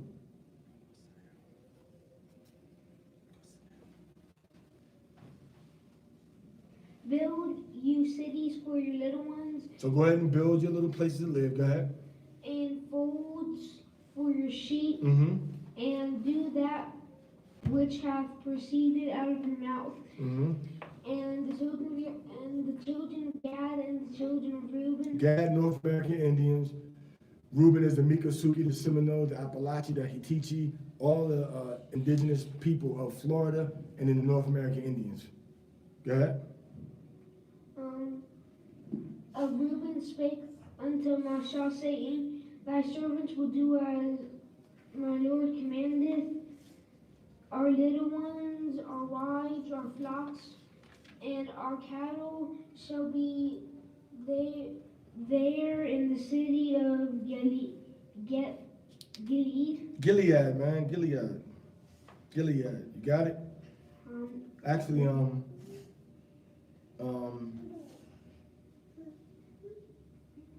say Galaid. That's easy to remember, maybe. Galaid. But thy servants will pass over every man armed for war. Everybody ready to fight, go to war, kill. Go ahead. Before Yahweh to battle,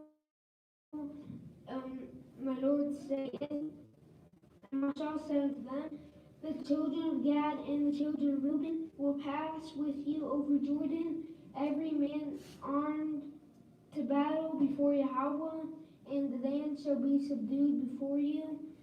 Then ye shall give them the land of Gilead Or Galaid. for possession. So the Gadites are North American Indians, and the Reubenites are the Florida Indians, and it took the so-called white man the longest to conquer us. And he still haven't fully conquered the Seminoles. They still don't have no peace treaty with him. So far as they're concerned, they being illegally occupied. North American Indians, some of us made treaties, some of us didn't make treaties. The Gadites, tribe of Gad. But it took them until from the 1400s, well 1500s really, right? In 16, Hernan de Soto came into Alabama, we kicked him out. Spanish explorers tried to conquer America, they got kicked out by the Israelites. That's why Tuscaloosa is named after Israelite warrior, or Tuscaloosa. And then when you look at that, from that time until 18, been at war with us all that time period. For almost 300 years, whenever they came, it took them that long to get control of the land. And I think it was Goyatle, whose name is also called Geronimo. He was the last one to get conquered. He surrendered, actually. Okay? And the children of Gad and the children of Reuben answered, saying, As Yahweh hath said unto thy servants, so will we do. We will pass over armed before Yahweh into the land of Canaan, that the possession of our inheritance on this side Jordan may be ours. Right. And Massei gave unto them, even to the children of Gad and the children of Reuben, and unto the tribe of Manasseh, the son of Joseph, the kingdom of Sion, king of the Amorites, and the kingdom of Og, king of Bashan, the land with the cities thereof, and the coast east out. And the children of Gad built Dibon and Ataroth, and Ado-Er. And Arath, Shapon, and Jazer, and Jod-Behah, and Beth-Nimrah, Nimrah. Beth-An, Beth-An, fenced cities, 45, right? yeah, fence. and Fence, okay. and folds for sheep. And the children of Reuben, Now these fences wasn't like the fence you just jump over to get in somebody's yard. These were like big walls or big wall block, stone blocks or big trees Yeah, put into the ground thick. and tied together. Okay. So it's different type of fortifications that we had. Go ahead. and the children of Reuben built Heshbon and Eliah, and Kirjathim, Mm-hmm. and Nebo, and Balaam, Baal-Meon. Baal-Meon. Their names, The name's being changed.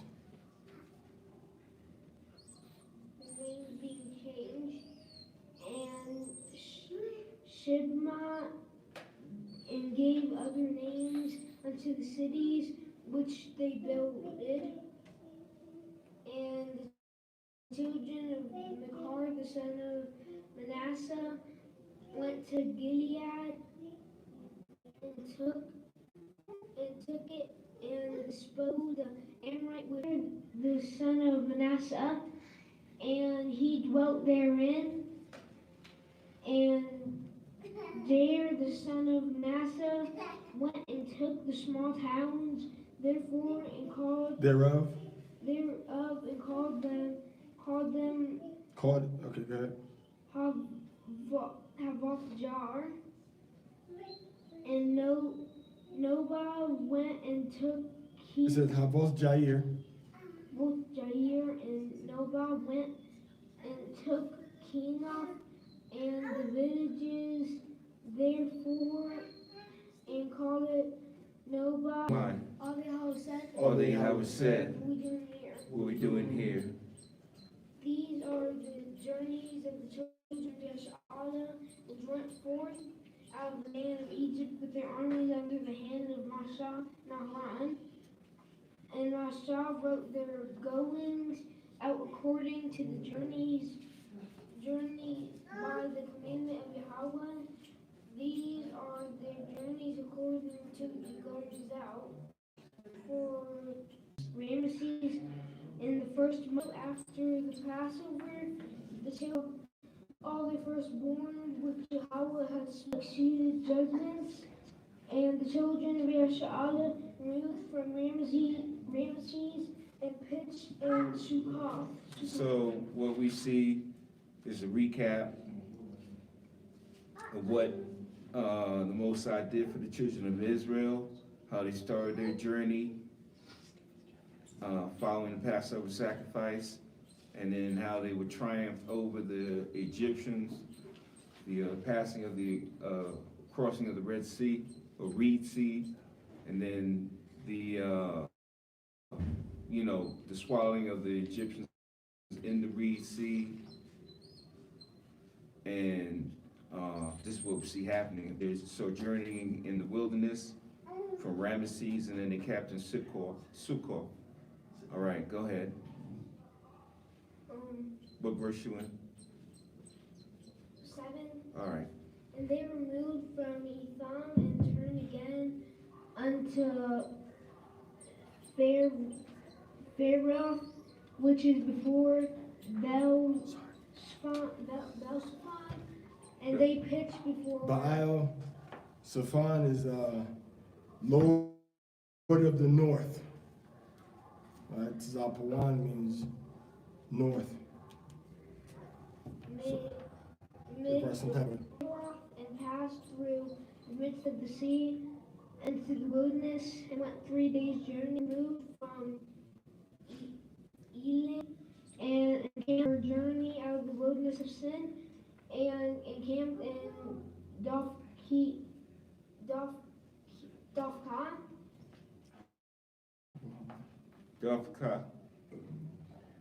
Go ahead. and they removed from Elash and encamped in Redfidim.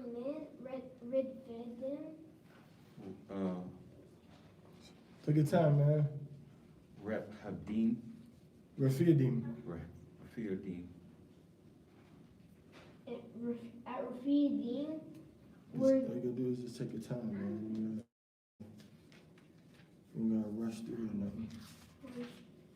where was no water for the people to drink.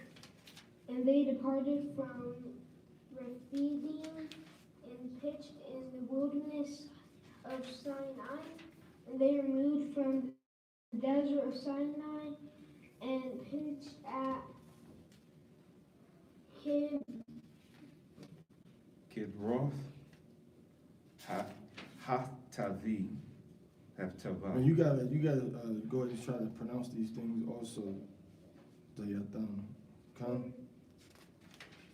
Kibroth Hatava. And they departed from and camped at Hazroth, Rithmah, Revs. Verse 20. Perez. And they departed from Ramon Perez and pitched in Liza,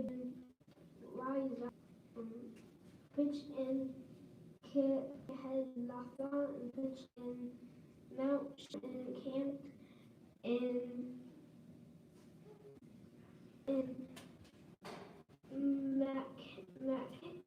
Mac. Right. And they departed and camped at and pitched and then Jack which is Babanya Yaikwan. That's what it says. Babanya Yaikwan. And go ahead. they removed from Ben Jack Banya Yaikwan. Icon, and they camped at Horgidgad, Hor Hagigad. And they went from Horgidgad and pitched at Jokbata, and they moved to Jokbata and camped at Ebrona, and they departed from Ebrona and camped at Hey, put your mouth on the mic, man. they A little camped louder. They camped at Ebrona. They departed from Ebrona and camped at Ezion-Gaber. Say that again. Ezion-Gaber. Okay, go ahead. And they removed from Ezion-Gaber and pitched in the wilderness of Zin, which is Kadesh.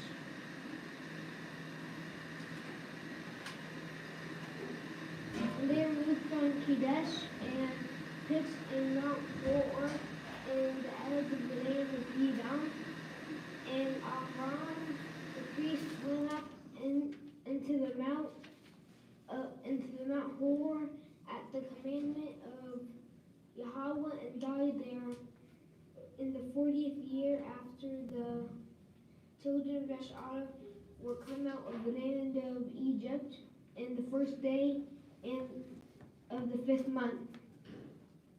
And Aaron was 123 years old when he died in Mount Hor.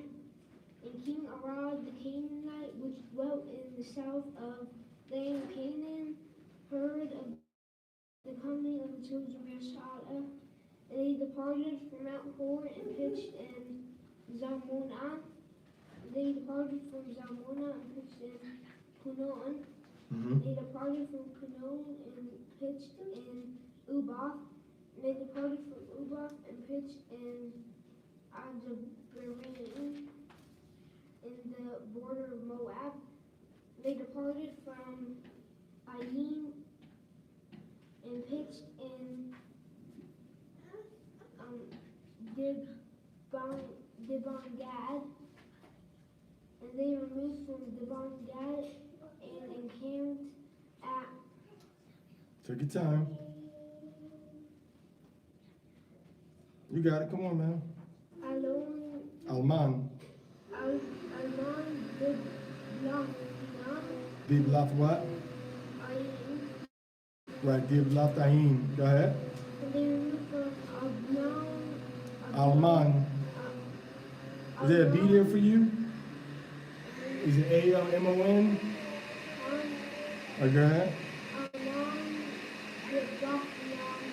Get on the mic, get on the mic, get on the mic. And pitched in the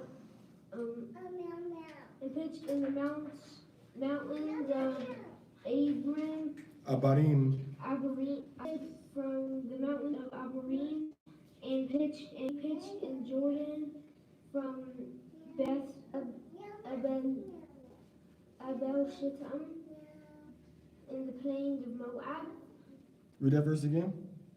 And they pitched by Jordan from Beth Jeshimoth even unto Abel Shittim in the plains of Moab. Okay. Okay. All right, very good, very good. Round of applause. Very good. All praise to the Most High. Hallelujah. Adjust your mic. All right.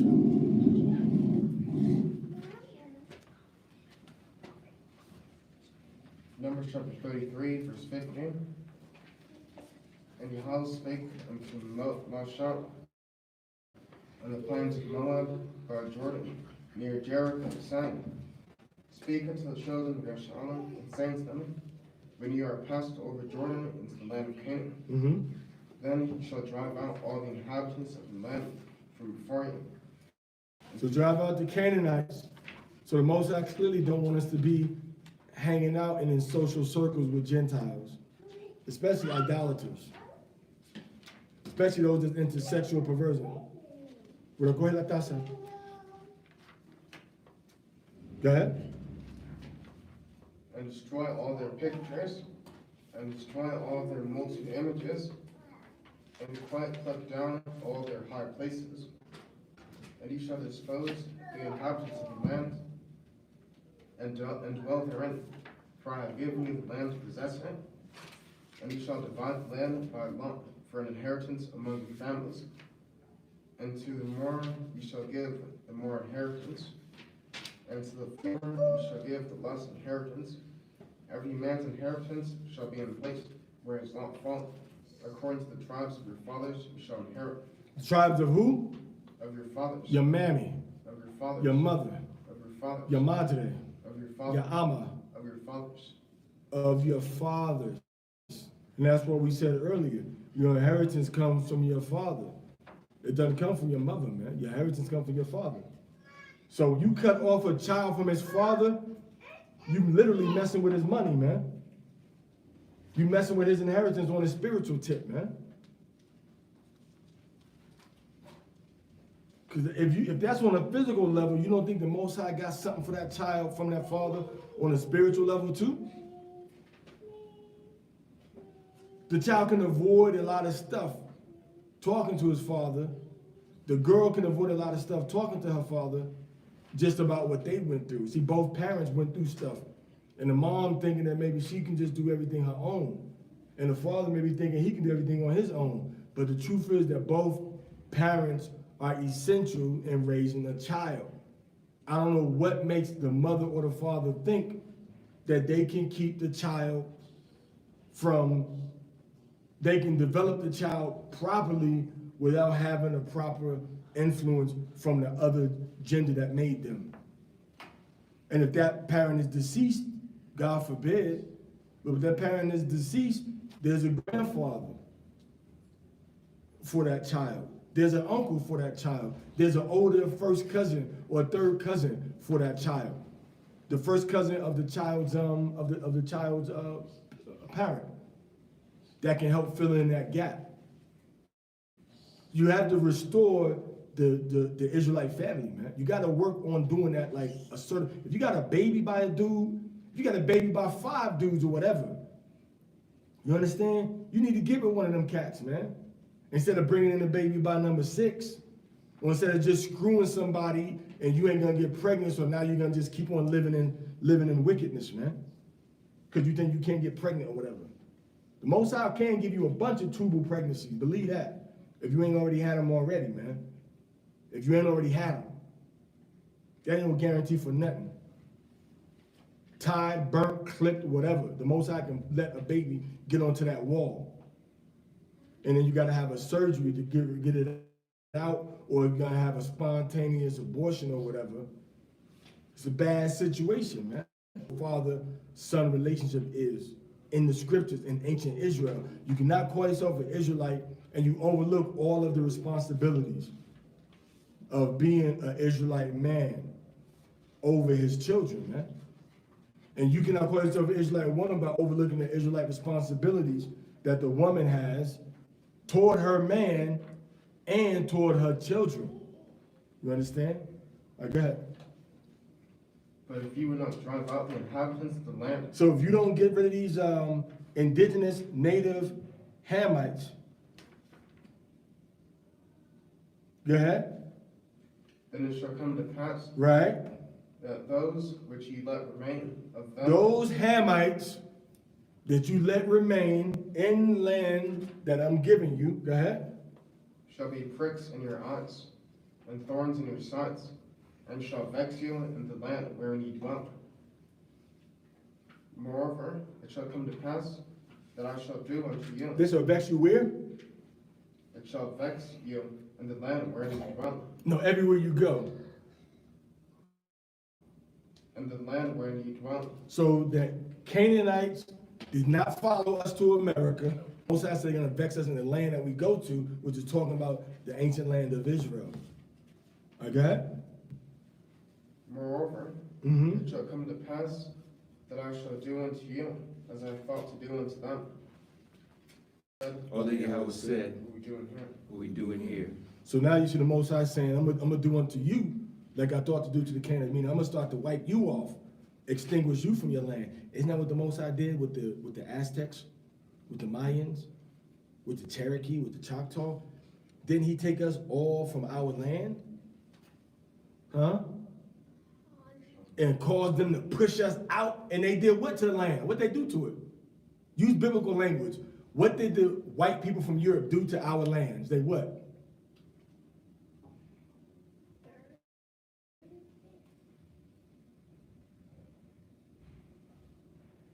What do we do to the Canaanite land? 2 words. We inhabited it. All right? And we occupied it. Any other word? We took the land over. And that's what they did to us. They inhabited and occupied our land from east to west, from north to south. That's why we all speak what? French, Spanish, English, and Portuguese. All of us speak one of them 4 languages over here, without the native languages. We don't know no Inde. We don't know no Inde. We don't know no Chata. We don't know no Nawak. We don't know Massei. We don't know the ancient languages our ancestors spoke before they went to Africa, before they came to America. We don't know ancient Hebrew. We don't even speak the language that we developed over the years as we evolved. Every other part of the world, they got their own languages still. The whole continent speaking several languages. We got 1, maybe 2, all from Europe, from our conquerors. Go ahead, Amaria. Numbers chapter 34, verse 1. And Yahweh spake unto Massei, saying, Command the children of Yasharallah, and saying to them, When ye come to the land of Canaan, this is the land that shall fall for you, that shall fall unto you for an inheritance, even the land of Canaan with the coasts thereof. Then your south quarter shall be from the wilderness of Zin, along by the coast of Edom. And your south border shall be the outmost coast of the salt sea eastward. And your border shall turn from the south to the ascent of Akrab-Rimmon, and pass on to Zin. And the going forth thereof shall be from the south to Kadesh Barnea, and shall go on unto Hazar, and pass on to Asmon. And the border shall fetch a compass between Asmon and to the river of Egypt, and the goings out of it shall be at the sea. And as for the western border, ye shall even have the great sea for a border. This shall be the west border, and this shall be your north border. From the great sea shall you point out for you Mount Hor. From Mount Hor you shall point out your border. So these is the physical boundaries of the land of Israel. And it goes from the Great Sea, which is the Mediterranean Sea, across the Jordan River, all the way over. And it goes all the way up to Syria. When we went to Israel, that's only a portion of our land. We didn't even get to go way down south. Now, you go up by Galilee, there's a little extended little further north than Galilee. All right, so we had a nice little territory over there. Green. Most High gave it to us, but we didn't kick out all of the Hamites from over there. Okay. And Most High punished us. Okay? From Mount Hor you shall point out your border unto the entrance of Hamath, and the goings forth of the border shall be Zidon.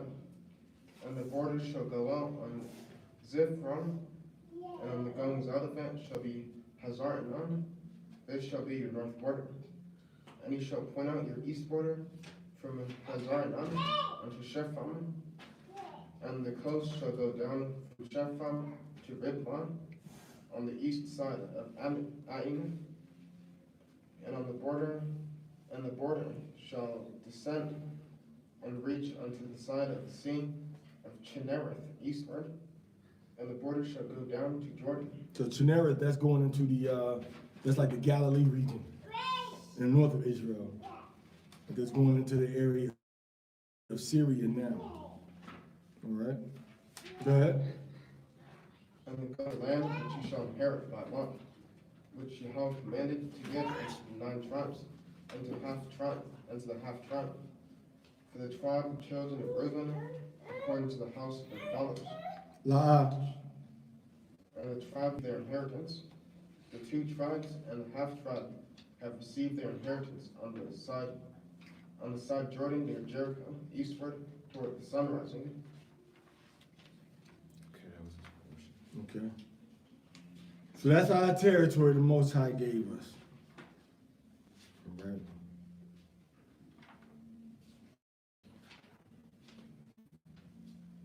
Next. Next reader, Numbers 34:16 to Numbers 35:8. Almost home. Numbers 34, verse 16. And Yahweh spake unto Massei, saying, These are the names of the men which shall divide the land unto you, Eleazar the priest, and Joshua the son of Nun. And ye shall take one prince of every tribe to divide the land by inheritance. And the names of the men are these: of the tribe of Judah, Caleb the son of Jephunneh, and of the tribe of the children of Simeon, Shemuel the son of Amihud. So Judah's the Black Americans. Go ahead. Of the tribe of Benjamin, Eladad the son of Chision. Benjamin is the West Indies, Jamaica, Trinidad, Tobago. All right. Go ahead. And the prince of the tribe of the children of Dan, Buki the son of Jogli. The prince Dan is the Garifuna Indians, and the Galibi, and some of the Arawak, and the what they call the Red Caribs in the Eastern Caribbean. Go ahead. And the prince of the tribe of the children of Ephraim, Kemuel the son of Shiftan. Ephraim is the Puerto Ricans. And the prince of the tribe of the children of Zebulun, Zebulun is the people in Central America and Southern Mexico. Elizaphan, the son of Parnak. And the prince of the tribe of the children of Issachar, Issachar is the Central Mexicans. Paltiel, the son of Azan. And the prince of the tribe of the children of Asher, Asher is the South Americans. Ahihud, the son of Shalomi. Mm-hmm. And the prince of the tribe of the children of Naphtali, Naphtali, all right, is the people in South America, which is on the western part, which is Argentina and Chile. Go ahead. Pedahel, the son of Ammihud. These are they whom Yahweh commanded to divide the inheritance unto the children of Yasha'ala and the land of Canaan. Kalashra Debar Yahala, Naisha wa Nashemai. All that Yahweh said, All that Yahweh said, what we doing here. what we doing here. All right, chapter 35, stop at verse 8. And Yahweh spake unto Massei in the plains of Moab by Jordan near Jericho, saying, Command the children of Yasha'ala that they give unto the Levites of the inheritance of their possession cities to dwell in, and ye shall give also unto the Levites suburbs for the cities round about them, and the cities shall they have to dwell in, and the suburbs of them shall be for their cattle, and for their goods, and for all their beasts. And the suburbs of the cities which ye shall give unto the Levites shall reach from the wall of the city and outward 1,000 cubits round about. And ye shall measure them from without the city on the east side 2,000 cubits, and on the south side 2,000 cubits, and on the west side 2,000 cubits, and on the north side 2,000 cubits. And the city shall be in the midst. This shall be to them the suburbs of the city. And among the cities which ye shall give unto the Levites, there shall be 6 cities for refuge, which ye shall appoint for the manslayer, that he may flee thither. And to them ye shall add 42 cities.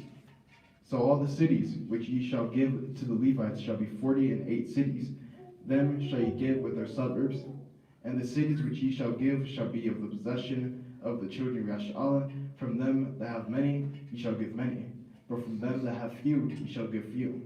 Everyone shall give of his cities unto the Levites according to his inheritance which he inheriteth. So everybody got their land.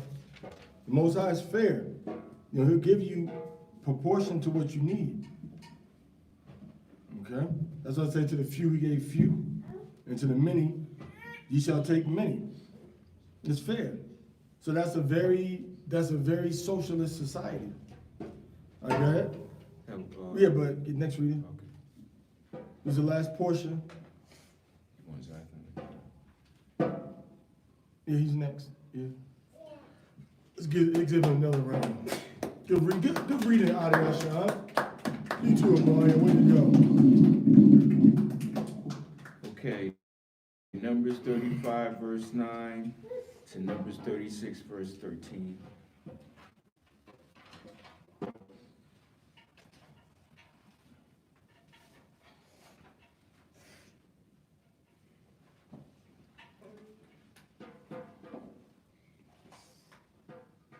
And Yahweh said,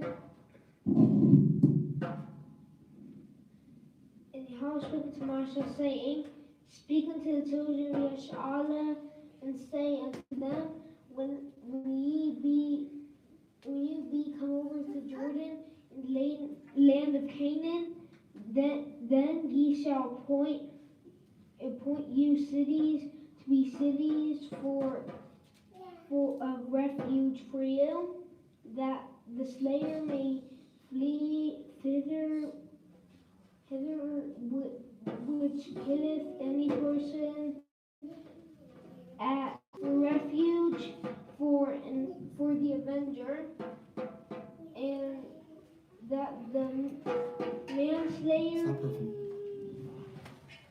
manslayer die not until he stand before the congregation in judgment of these cities which ye shall give. 6 cities shall ye have for refuge. Ye shall give 3 cities on this side of Jordan, and 3 cities ye shall ye give on the land in the land of Canaan, which shall be cities of refuge. And if he smite him with an instrument of iron, so that he die, he is a murderer, and the murderer shall surely be put to death. If he smite him by throwing a stone wherewith he may die, and if he die, he is a murderer. The murderer shall surely be put to death. Or if he smite him with his hand a weapon of wood, wherewith he may die, and he die, the murderer, he is a murderer. The murderer shall surely be put to death. So when you kill somebody on purpose, the Most High said you gotta die. Period. And they had these cities of refuge set up so that if you kill somebody on accident, you can go there. You didn't kill somebody on accident and just get released, and then you just do what you want to do and go, you go on the BW3s and go into the soccer game when you just kill somebody on accident. So the Most High said, nah, you got to go to this special place over here until the high priest dies. All right, go ahead. The revenger of blood himself shall slay the murderer. When he meeteth him, he shall slay him. But if he thrust him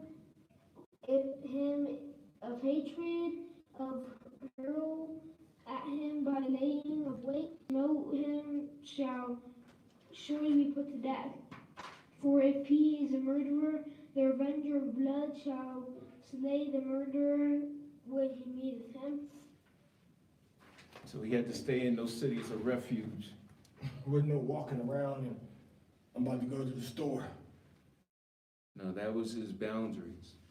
As long as he stayed within those cities of refuge, he was safe. Can't touch this. But as soon as he steps outside those cities of refuge, if the avenger of blood was pursuing or knew where his whereabouts was and was waiting for him to come out of one of those cities of refuge, then he could be slain by that avenger of blood. Okay, what verse you in? 24. Okay, go ahead. Then the congregation shall judge between the slayer and the revenger of blood according to these judgments. And the congregation shall deliver the slayer out of the hand of the revenger of blood, and the congregation shall restore him to the city of his refuge, whither he was fled, and he shall abide in it unto the death of the high priest, which was anointed with the holy oil. And the revenger of blood find him without the borders of the city of his refuge, and the avenger of blood kill the slayer. So you're out of bounds. You're out of bounds, man. You got killed. Go ahead. I wanted to say the previous scripture that he read, when he came to the city of refuge, he had to come before he was allowed to stay there until the high priest died. All right, so he didn't just go make his decision. He had to first be brought before the council he could stay or not. Shall remain in the city of refuge until the death of the high priest. But after the death of the high priest, the slayer shall return into the land of his possession. So you see that? You can just get acquitted and then you can go back home. You can go back home and then play video games, get online, posting yourself at the ice cream parlor and stuff, at the pool there. You know what I mean? Okay. So the Most High wasn't playing, man. So you can't go through and pick and choose the Torah, like, well, this don't apply no more because, Ezekiel said X, Y, Z. Go ahead. Moreover, you shall take no satisfaction for the life of a murderer, which is guilty of death, but he shall be surely put to death. So if somebody murdered somebody, was no ransom you could pay for that person. Go ahead. And ye shall take no satisfaction for him that is fled the city of his refuge, and he shall not come again to dwell in the land until the death of the high priest. So ye shall not pollute the land wherein ye are, for blood it defileth the land, and the land cannot be cleansed of the blood that is shed therein, but by the blood of him that shed it. Defile not therefore the land which ye shall inhabit wherein I dwell, for I Yahweh dwell among the children of Israel. Parashah Debar Yahweh, Parashah Debar Yahweh, Nasham Nashmai, Nashab Nashmai. all the Yahweh said, All they have said, what we doing here? what we doing here? Okay, home stretch. Chief fathers of the families of the children of Gilead, the son of Machir, the son of Manasseh, Manasseh the Cubans, go ahead. of the families of the sons of Joseph, came near and spake before Massei, and before the princes of the chief fathers of the children of Israel. And they So the said, heads of the fathers' houses, remember, they keep talking about the fathers. But you fathers are cutting yourself off from your children by not having a family by the woman or women that you have babies with, man. You're destroying your own heritage, man. You're destroying your own future. You're giving your children over to the enemy. And then you off to the next victim. You off to the next victim now. Who else I'm gonna fornicate with and get pregnant and then move on about my life? Because man supposed to be the head of the woman. Supposed to deal with her and the children in righteousness. Not just himself and whatever he want to do, but his children and the woman in righteousness. But a lot of our men aren't doing that because they don't know how. Well, this Bible is supposed to clean you up, man. You're supposed to stop all that type of behavior. All right, go ahead. And when the jubilee of the children of Israel shall be, then shall their inheritance be put unto the inheritance of the tribe whereunto so shall their inheritance be taken away from the inheritance of the tribes of our fathers. And Massei commanded the children of Israel according to the word of Yahweh, saying, the tribe of the sons of Joseph hath said God, saying, let them marry to whom they think best, but only to the family of the tribe of their father. Of their what? The tribe of their father. Of their mother. Father. Of their grandmother. Father. Of their auntie. Father. Of their sister. Father. Of their daughter. Father. So they said you got to marry according to the tribe of your father. Why? Because the land went to the father and passed from father to daughter if he had no sons, and then that daughter had to do what? Take the land right back into the land of her, into the family of her father.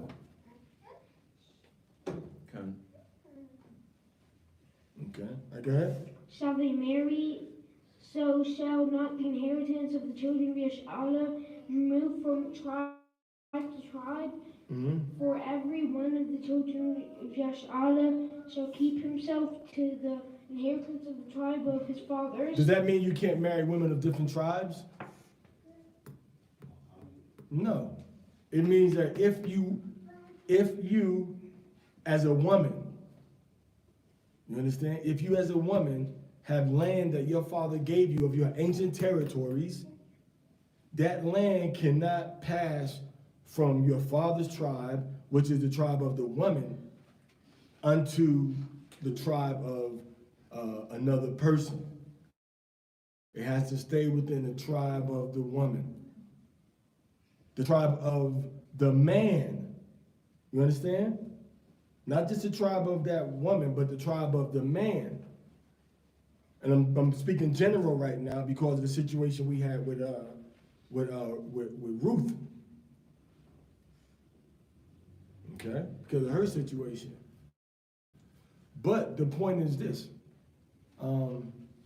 Men from their father's tribe, so that the land doesn't get smaller and smaller. Let's say you got, this is Manasseh's territory. This is Gad territory, okay? Let's say these women of this day land, and they don't have, their father died. Their father died. Gad said, okay, I want to marry her. And Gad died. Okay, let's go marry them. And then we expand the tribe of Gad. Look, Gad's land, boom, bigger. Next thing you know, we got that. Next thing you know, we got that. Next thing you know, all the tribe land gets smaller and smaller. So the inheritance of the land passes from the father, and it has to go to a male descendant ultimately.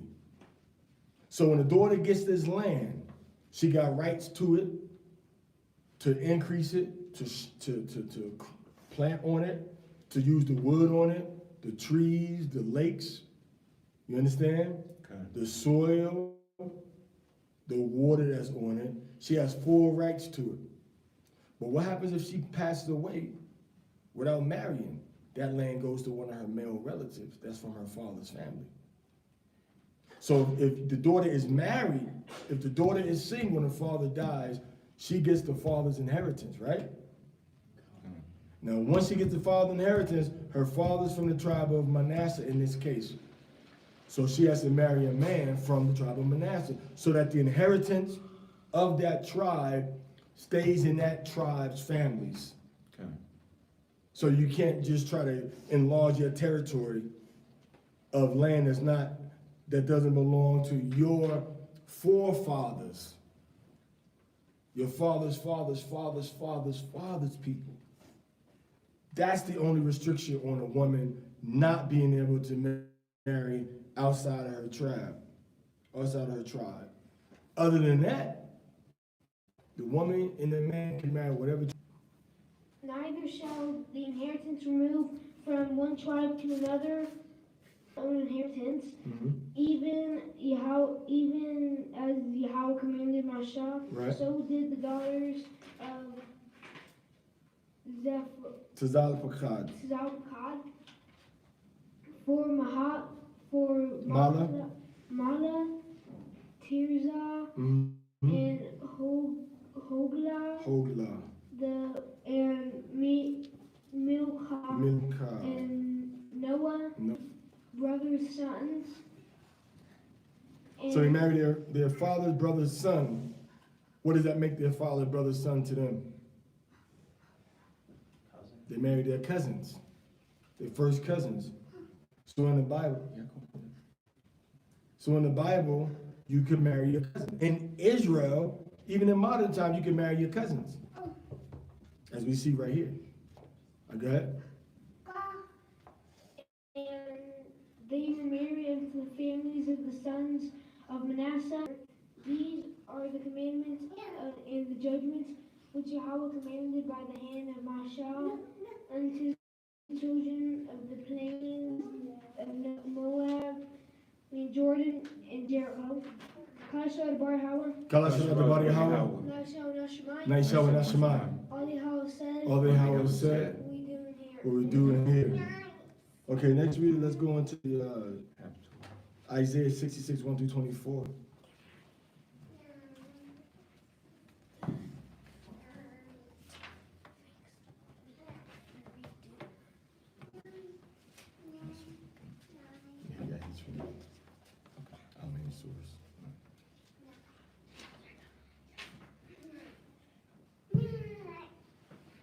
Call your chapter and verses. Isaiah chapter 66, verse 1. Thus saith Yahweh,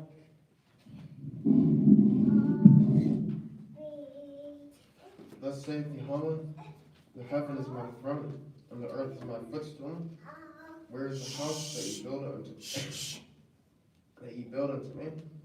And all those things have been, saith Yahweh. But to this man will I look, even to him that is poor, and of a contrite spirit, and trembleth at my word. He that killeth an ox, And you're not trembling at Yahweh's word, that when you kill an ox, it's like you committed murder. Go ahead. Being a vegan or a vegetarian, this is the Most High saying your sacrifices are polluted. Go ahead. Because your heart is polluted. he that offereth an oblation, as if he offered swine's blood. Go ahead. You gonna stop burning incense now? No more frankincense and myrrh? So the Most High is saying, he ain't saying don't burn incense, but he is saying you can't offer no pig's blood because your sacrifice is filthy. And it's like you offering pig's blood to me. Go ahead. Yet they have chosen their own ways, and their soul delighteth in their So they- abominations. Mm-hmm. I also will choose their delusions, and will bring their fears upon them. Mm-hmm. Because when I and chose that in which I delighted not. Hear the word of Yahweh, ye that tremble at his word. Your brethren that hated you, that cast you out for my name's sake, said, let Yahweh be glorified, but he shall appear to your joy, and they shall be ashamed. A voice of noise from the city, a voice from the temple, a voice of Yahweh that rendereth recompense to his enemies. Before she travailed, she brought forth. Before a pain came, she was delivered of a man-child. Who hath heard such a thing? Who hath seen such things? Shall the earth be made to bring forth in one day? Or shall a nation be born at once, and not cause to bring forth, saith Yahweh? Shall I cause to bring forth, and shut the womb, saith Yahweh, saith Elohim? Rejoice ye with Jerusalem, and be glad with her, all ye that love her. Rejoice for her, rejoice for joy with her, all ye that mourn for her, that ye may suck and be satisfied with the breasts of her consolations, that ye may milk out and be delighted with the abundance of her glory. Mm-hmm. Thus saith Yahweh, behold, I will extend peace to her like a river, and the glory of the Gentiles like a flowing stream. So the Most High is going to reward us, build up Jerusalem, and give us everything that the Gentiles have. Go ahead. The spoils of the Gentiles. Go ahead. Then shall ye suck, ye shall be borne upon her sides, and be dangled upon her knees. As one whom his mother comforteth, so will I comfort you, and ye shall be. The Most High is going to bring us back into Jerusalem, make everything beautiful again. All right, go ahead. And the hand of Yahweh shall be known toward his servants, and his chariots. To bring the destruction. The chariots are talking about the so-called UFOs, the vehicle of the Elohim and the angels that we see in Ezekiel chapter 1. All right? Ezekiel chapter 1. So Moses saying, I'm coming with fire, and I'm coming with chariots like a what? Like a whirlwind, Uh-huh. to render his anger His anger is talking about I'm gonna pay people back for what they did wrong. Go ahead. with fury, and his rebuke with flames of fire. Mm-hmm. For by fire and by his sword, until the plead of with all his. So a lot of burning and a lot of cutting. Go ahead. And the slain of Yahweh shall be many. They that sanctify themselves and purify themselves in the gardens, Mm-hmm. behind one tree in the midst, eating swine's flesh, Eating cow's flesh, swine's flesh, eating goat flesh, swine's flesh, eating lamb flesh, swine's flesh, eating chicken flesh, swine's eating flesh, fish flesh, swine's eating flesh, quail flesh, swine's eating flesh, chicken flesh, swine's flesh, eating turkey flesh, swine's flesh, eating deer flesh. swine's What flesh, about moose? swine's Why flesh. the Most High only say you eating swine's flesh? Because that's the. Why don't he just say eating flesh? He specified. Why don't he say eating flesh? Huh? Because it's the unclean meats that the Most High got a problem with. And he's specifying the sin that our people was committing. They were going behind places to eat this swine's flesh. Go ahead. And the abomination and the mouse shall be consumed together. How do we know it's an abomination to the Most High? Because it's in the scriptures. And the what? Eating the abomination? What did the Most High call abomination? He called shrimps abominations. He called crab abomination. So you eating pig, you eating ribs and shrimp and the mouse. And lobsters. Right. All according to what? The dietary law that Massei gave us. Levitical law. All right, so how is the Levitical law wrong now? When we're going to be accused by Massei before the Massei according to the law. So, you can't have it both ways. And then the scriptures tell us what? Not to add or take away from the Torah. We're not supposed to do that. But you're taking away from the Torah, saying that we're not supposed to be eating flesh. When the Most High says we are to eat clean flesh according to his table of what he calls clean. And not eat flesh that according to his table that is unclean. Go ahead. For I know their works and their thoughts. It shall come that I will gather all nations and tongues. Escape of them unto the nations, to Tarshish, Pool, and Lud, that draw the boat, to Tubal and Javan, to the isles far off, that have not heard my fame, neither have seen my glory. And they shall declare my glory among the Gentiles. And they shall bring all your brethren for an offering unto Yahweh, and of all nations upon horses and in chariots and in litters and upon mules. So offering to as a gift to the Most High, not an offering as far as like a gift to the Most High. I remember about maybe 19, 18 years ago, this girl said, well, no, that's talking about they're gonna be bringing our dead bodies to the Most High. Because the Hebrew just says as a gift, like it says, it has like Nathan. Okay? Go ahead. And upon swift beasts to my holy mountain in Jerusalem, saith Yahweh, as the children of Yasharim bring an offering and a clean vessel into the house of Yahweh. And I will also take them for priests and for Levites, saith Yahweh. He can take them for what? For priests and for Levites. That's what he said. Okay. Go ahead. For as the new heavens and the new earth, which I will make, shall remain before me, Right. saith Yahweh, so shall your seed and your name remain. Right. And it shall come to pass that from one new moon to another, From one new moon, from Kadash, from the Kadashes, go ahead. to another, and from one Shabbat to another, So every Sabbath, every 7 days, go ahead. shall all flesh come to worship before me. All flesh is going to worship, bow down to Yahweh. Go ahead. saith Yahweh. Mm-hmm. And they shall go forth and look upon the carcasses of the men that have turned. And cold showdown is coming. And those that's been doing wickedly of our people are going to pay. Okay. So that was verse 23. Like next is Basur, Brikadash. Luke 13, verse 1 through 3, verse 1 and 9.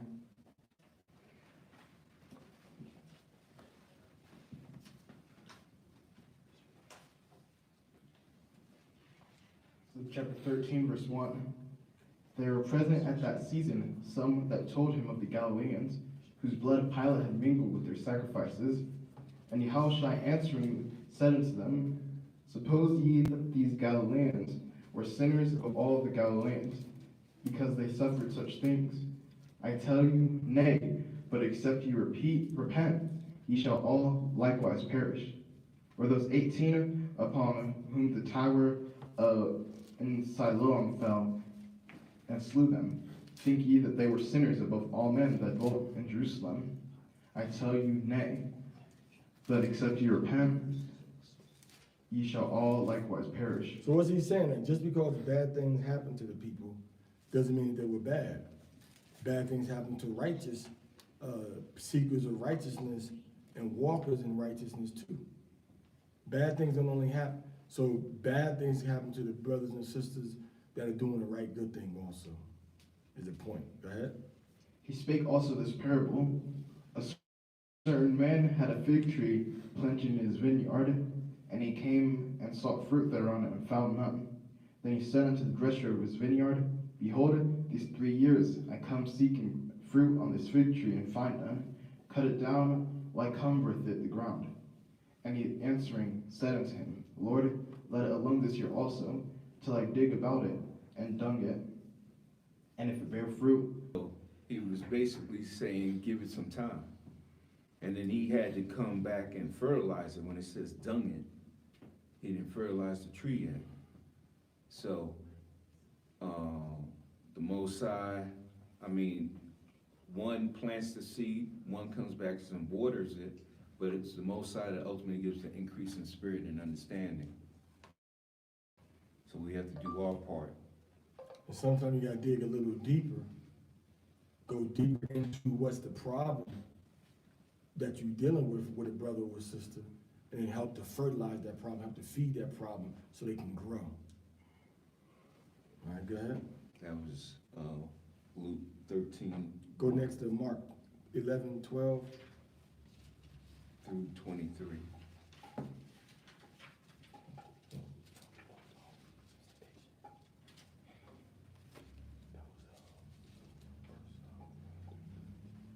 Mark chapter 11, verse 12. And on the morrow, when they were come from Bethany, he was hungry, and seeing a fig tree afar off having leaves, he came, if haply he might find anything thereon. And when he came to it, he found nothing but leaves, for the time of figs was not yet. And Yahushua answered and said unto it, No man eat fruit of thee hereafter forever. And his disciples heard it. And they come to Jerusalem, and Yahushua went to the temple, and began to cast out them that sold and bought in the temple, and overthrew the tables of the money changers, and the seats of them that sold doves, and would not suffer that any man should. What about the money changers? You gonna stop using money? You gonna stop exchanging your money when you go to Canada? When you go to the casino in Windsor? When you go to Mexico? Is that evil too? See how people selectively pick what Yahushua did and say, see, him kicking out the animals was bad. Can't do that. But the money changing, yeah, we need that money though. They was bad, but we still need money. Well, they was bad for what they was doing with the animals. But we still need the animals. They still needed them. And we can still eat the animals. Like you can still spend the money in the gold. All right? So Yahweh was coming against that whole system of corruptness and wickedness that he was witnessing. Okay? Verse 16. And would not suffer that any man should carry any vessel to the temple. And he taught, saying unto them, Is it not written, My house shall be called of all nations the house of prayer? But ye have made it a den of thieves. Meaning what? They say a den of unlawful sacrifices? A den of animal sacrifices instead of eggplants and cucumbers? Den of thieves meaning what? Because they was extorting the people, giving them high prices for the animals, for the fowls, and for the cows and the bullocks and the sheep and the goat that they had to sacrifice, man. So that's what the problem was. The problem wasn't the system, of the system, and using it for their own wicked gain. Self-serving interest. Not of the Most High, but I'm about to come up. Oh, you come to the sacrifice animal, you ain't got one? Oh, I'm about to hit you in the head. I'm about to crack your skull. Because you need a sacrifice. I'm about to come up on you, bro. How much they cost out there? Well, you go out there, man. Sparrow's gonna cost you, a farthing, man, for 2. I got him in here for, 12 farthing. You can go back out there, get him, but walk through the crowd and getting back. And all. You can do that if you want to, man. I got this lamb out here for such and such prices. Then you get it into the temple area. Oh, we're gonna sell it for $3. Temple wasn't never meant for that. It's meant for the sacrifice of the animals, not for you to try to exploit people and try to make money off of them for the things that they need, but you overcharging them. Go ahead. And the scribes and chief priests heard it, and sought how they might destroy him. For they feared him, because all the people was astonished at his doctrine. Right. And when evening was coming, he went out of the city. Even when the nighttime started to come in, go ahead. And in the morning, When the sun came up, go ahead. as they passed by, they saw the fig tree dried up from the roots. And Peter, calling to remembrance, saith unto him, Master, behold, the fig tree which thou cursest is withered away. And Yahushua answering said unto them, Have faith in Allah high. For verily I say unto you, that whosoever shall say unto this mountain, Be thou removed, and be thou cast into the sea, and shall not doubt in his heart, but shall believe those things which he saith shall come to pass, he shall have whatsoever he saith. So he's talking about having faith and knowing what you say. So he's saying, I know you got to go into a spiritual level to deal with these things like the fig tree. So now you go to digging around it. Now he said you can go on a spiritual level and deal with the fig tree also. Cast your prayers up to Yahweh to handle a situation, and he'll handle it. All right. And that's it. Sadly, sad to disappoint everybody, but Torah is over for right now.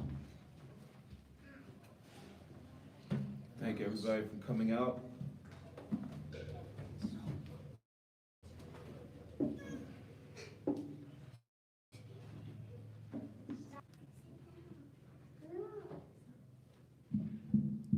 Shalom, Sasi Kumar, Banyarak.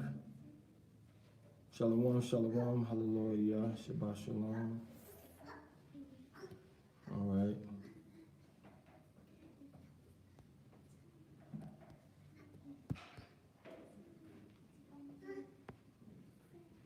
That's it. See y'all next time.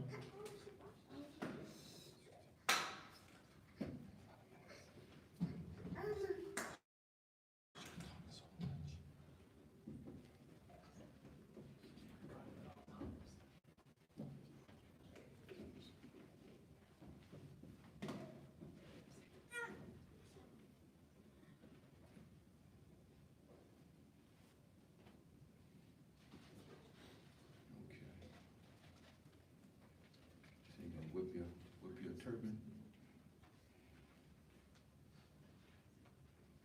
What you say?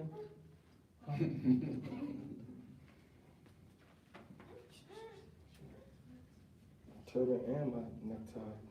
Kind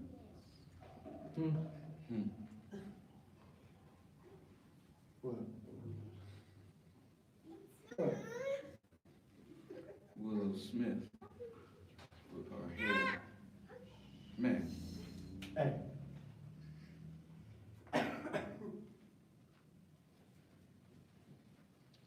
ready? Mm-hmm.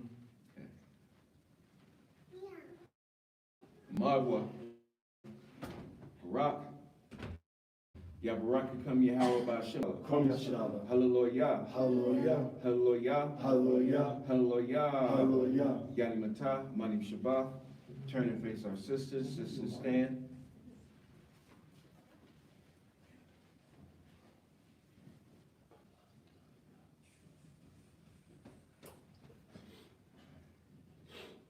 Magwa, Barak, Yashamar Kan Yahweh Ba'Shem Yahushai.